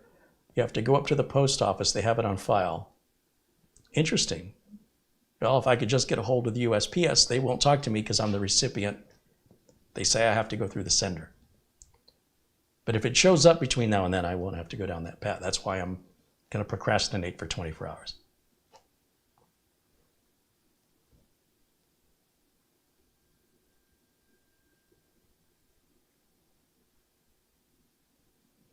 Wintermute posts a link to Mark Gaines. He says, here is a link that shows you how to disable notification ads on Windows 11, and posts a reputable link to windowscentral.com. That's a reputable link. I would definitely follow that, Mark. I forgot about Mark's follow-up. Carey, the ads are on the right-hand corner. It's all Microsoft stuff. So on all my Windows 11 computers, I've not seen any ads pop up on the right corner. So I don't know if you've installed something I don't have, but I don't know what that that's a notification area, the right side, just so you know. You could turn notifications off.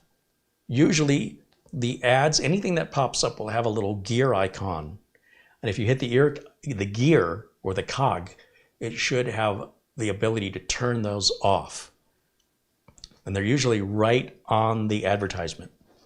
Otherwise, you can go to notifications, which is the little square box in the right corner, and then go to the settings on that. And I always turn notifications off because I don't want to see notifications about, have you made a backup and your antivirus? And even still, the antivirus notifications will still pop up from time to time, but it reduces to the point where I get notifications once every other week or something, every 2 weeks. But they don't pop up. They're just like a little number 1 or number 2 in that bottom right corner.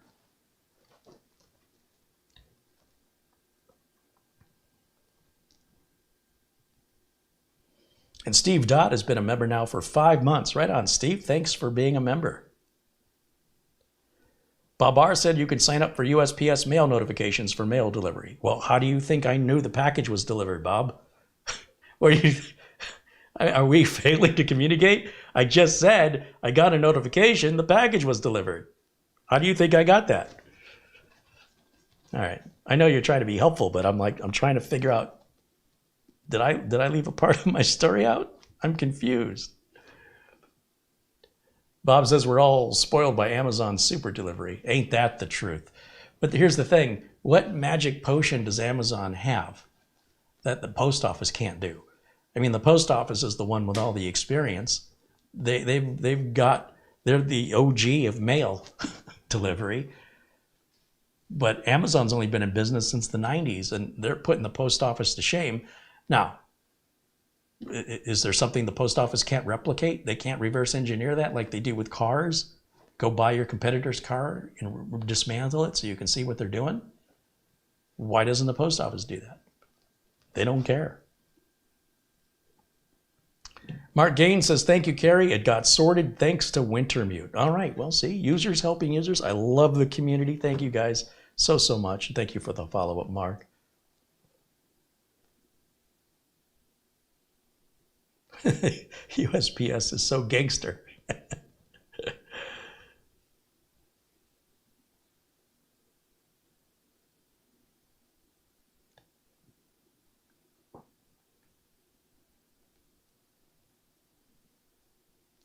All right.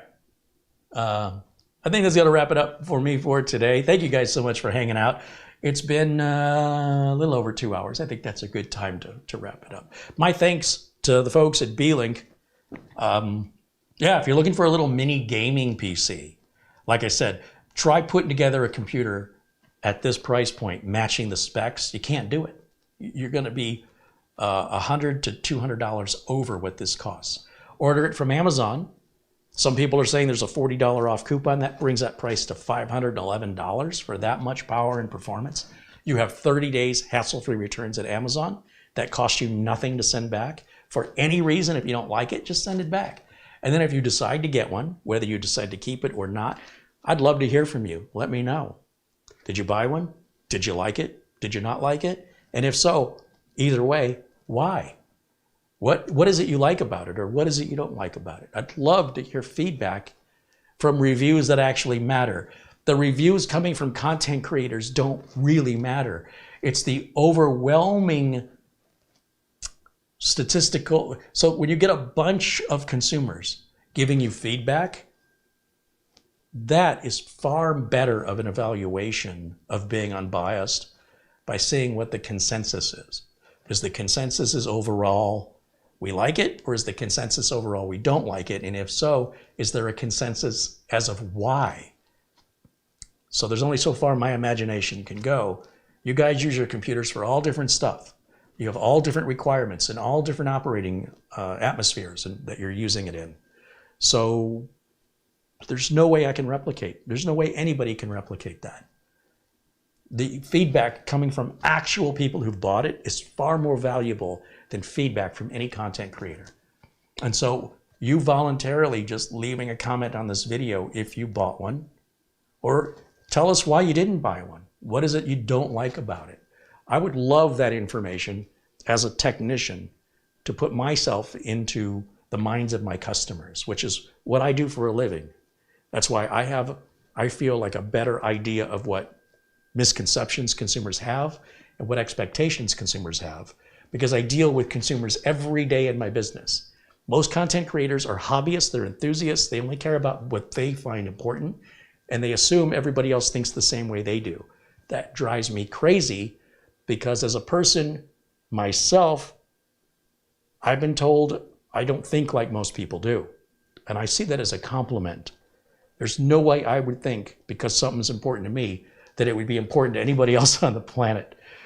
So it bothers me when people, it's like a narcissism, that if this is important to me, then it's important to everybody. And it just shows me how disconnected they are from reality. And that means anything they have to say now has just lost value to me. So to alleviate that concern, I'd love to hear back from people who have an opinion on it. And if you do, I'd like to hear it, and I'd like to hear why. Doesn't have to be good, doesn't have to be bad. Maybe you're undecided. Why are you on the fence? Where are you hung up? I'd love to know that too. So this is not TV, this is YouTube. The whole point of it is to be interactive with each other. And it's up to you to decide to do that. And I hope you will, and I hope you're respectful. I hope, when you leave your comments. That's it. Thank you so much for all the contributions today. Thank you to my friend John and Jack Wilson, and to Mark Gaines and Planet Cryos. Thank you to Luke Greenia. Thank you to, I was looking in my email here. Our buddy Peter Laycock, of course. And for the super chats, they came in, which I thought I had a screen up with those. Where'd my screen go? There it is. Stan Aristov, Winston Liu, Ian Gooch, Mats Olaf Rickardson, Mark Gaines, Kevin Crowley, Martin Hogg,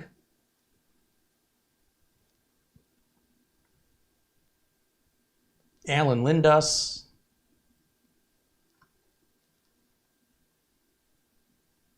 and welcome new members, Chico48 and David Tracy. Be sure to catch me on my members only live videos. Those new members, there are videos I do every Monday at 1 o'clock Arizona time, Pacific time currently, that are for members only. They're a very small audience and attendance. It's a little more intimate, a little more one-on-one, and I hope you'll join me. If you miss it, you can always watch them, as well as the ones you've missed once you're a member. Just a lot of it's just chit chat, what's going on, and what is planned for the channel for the week, as well as what's ever on members' minds we can discuss that may not be appropriate for a public video, but is fine on members only.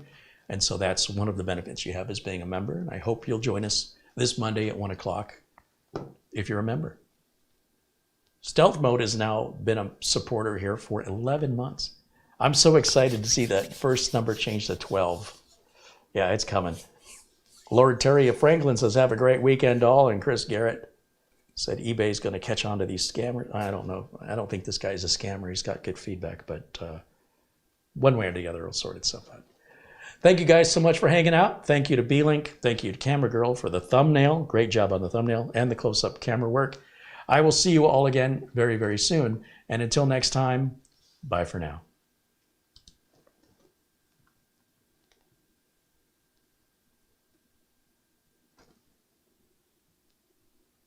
I'm looking for an outro. I did not have one queued up. We'll just do this quick one. Bye-bye.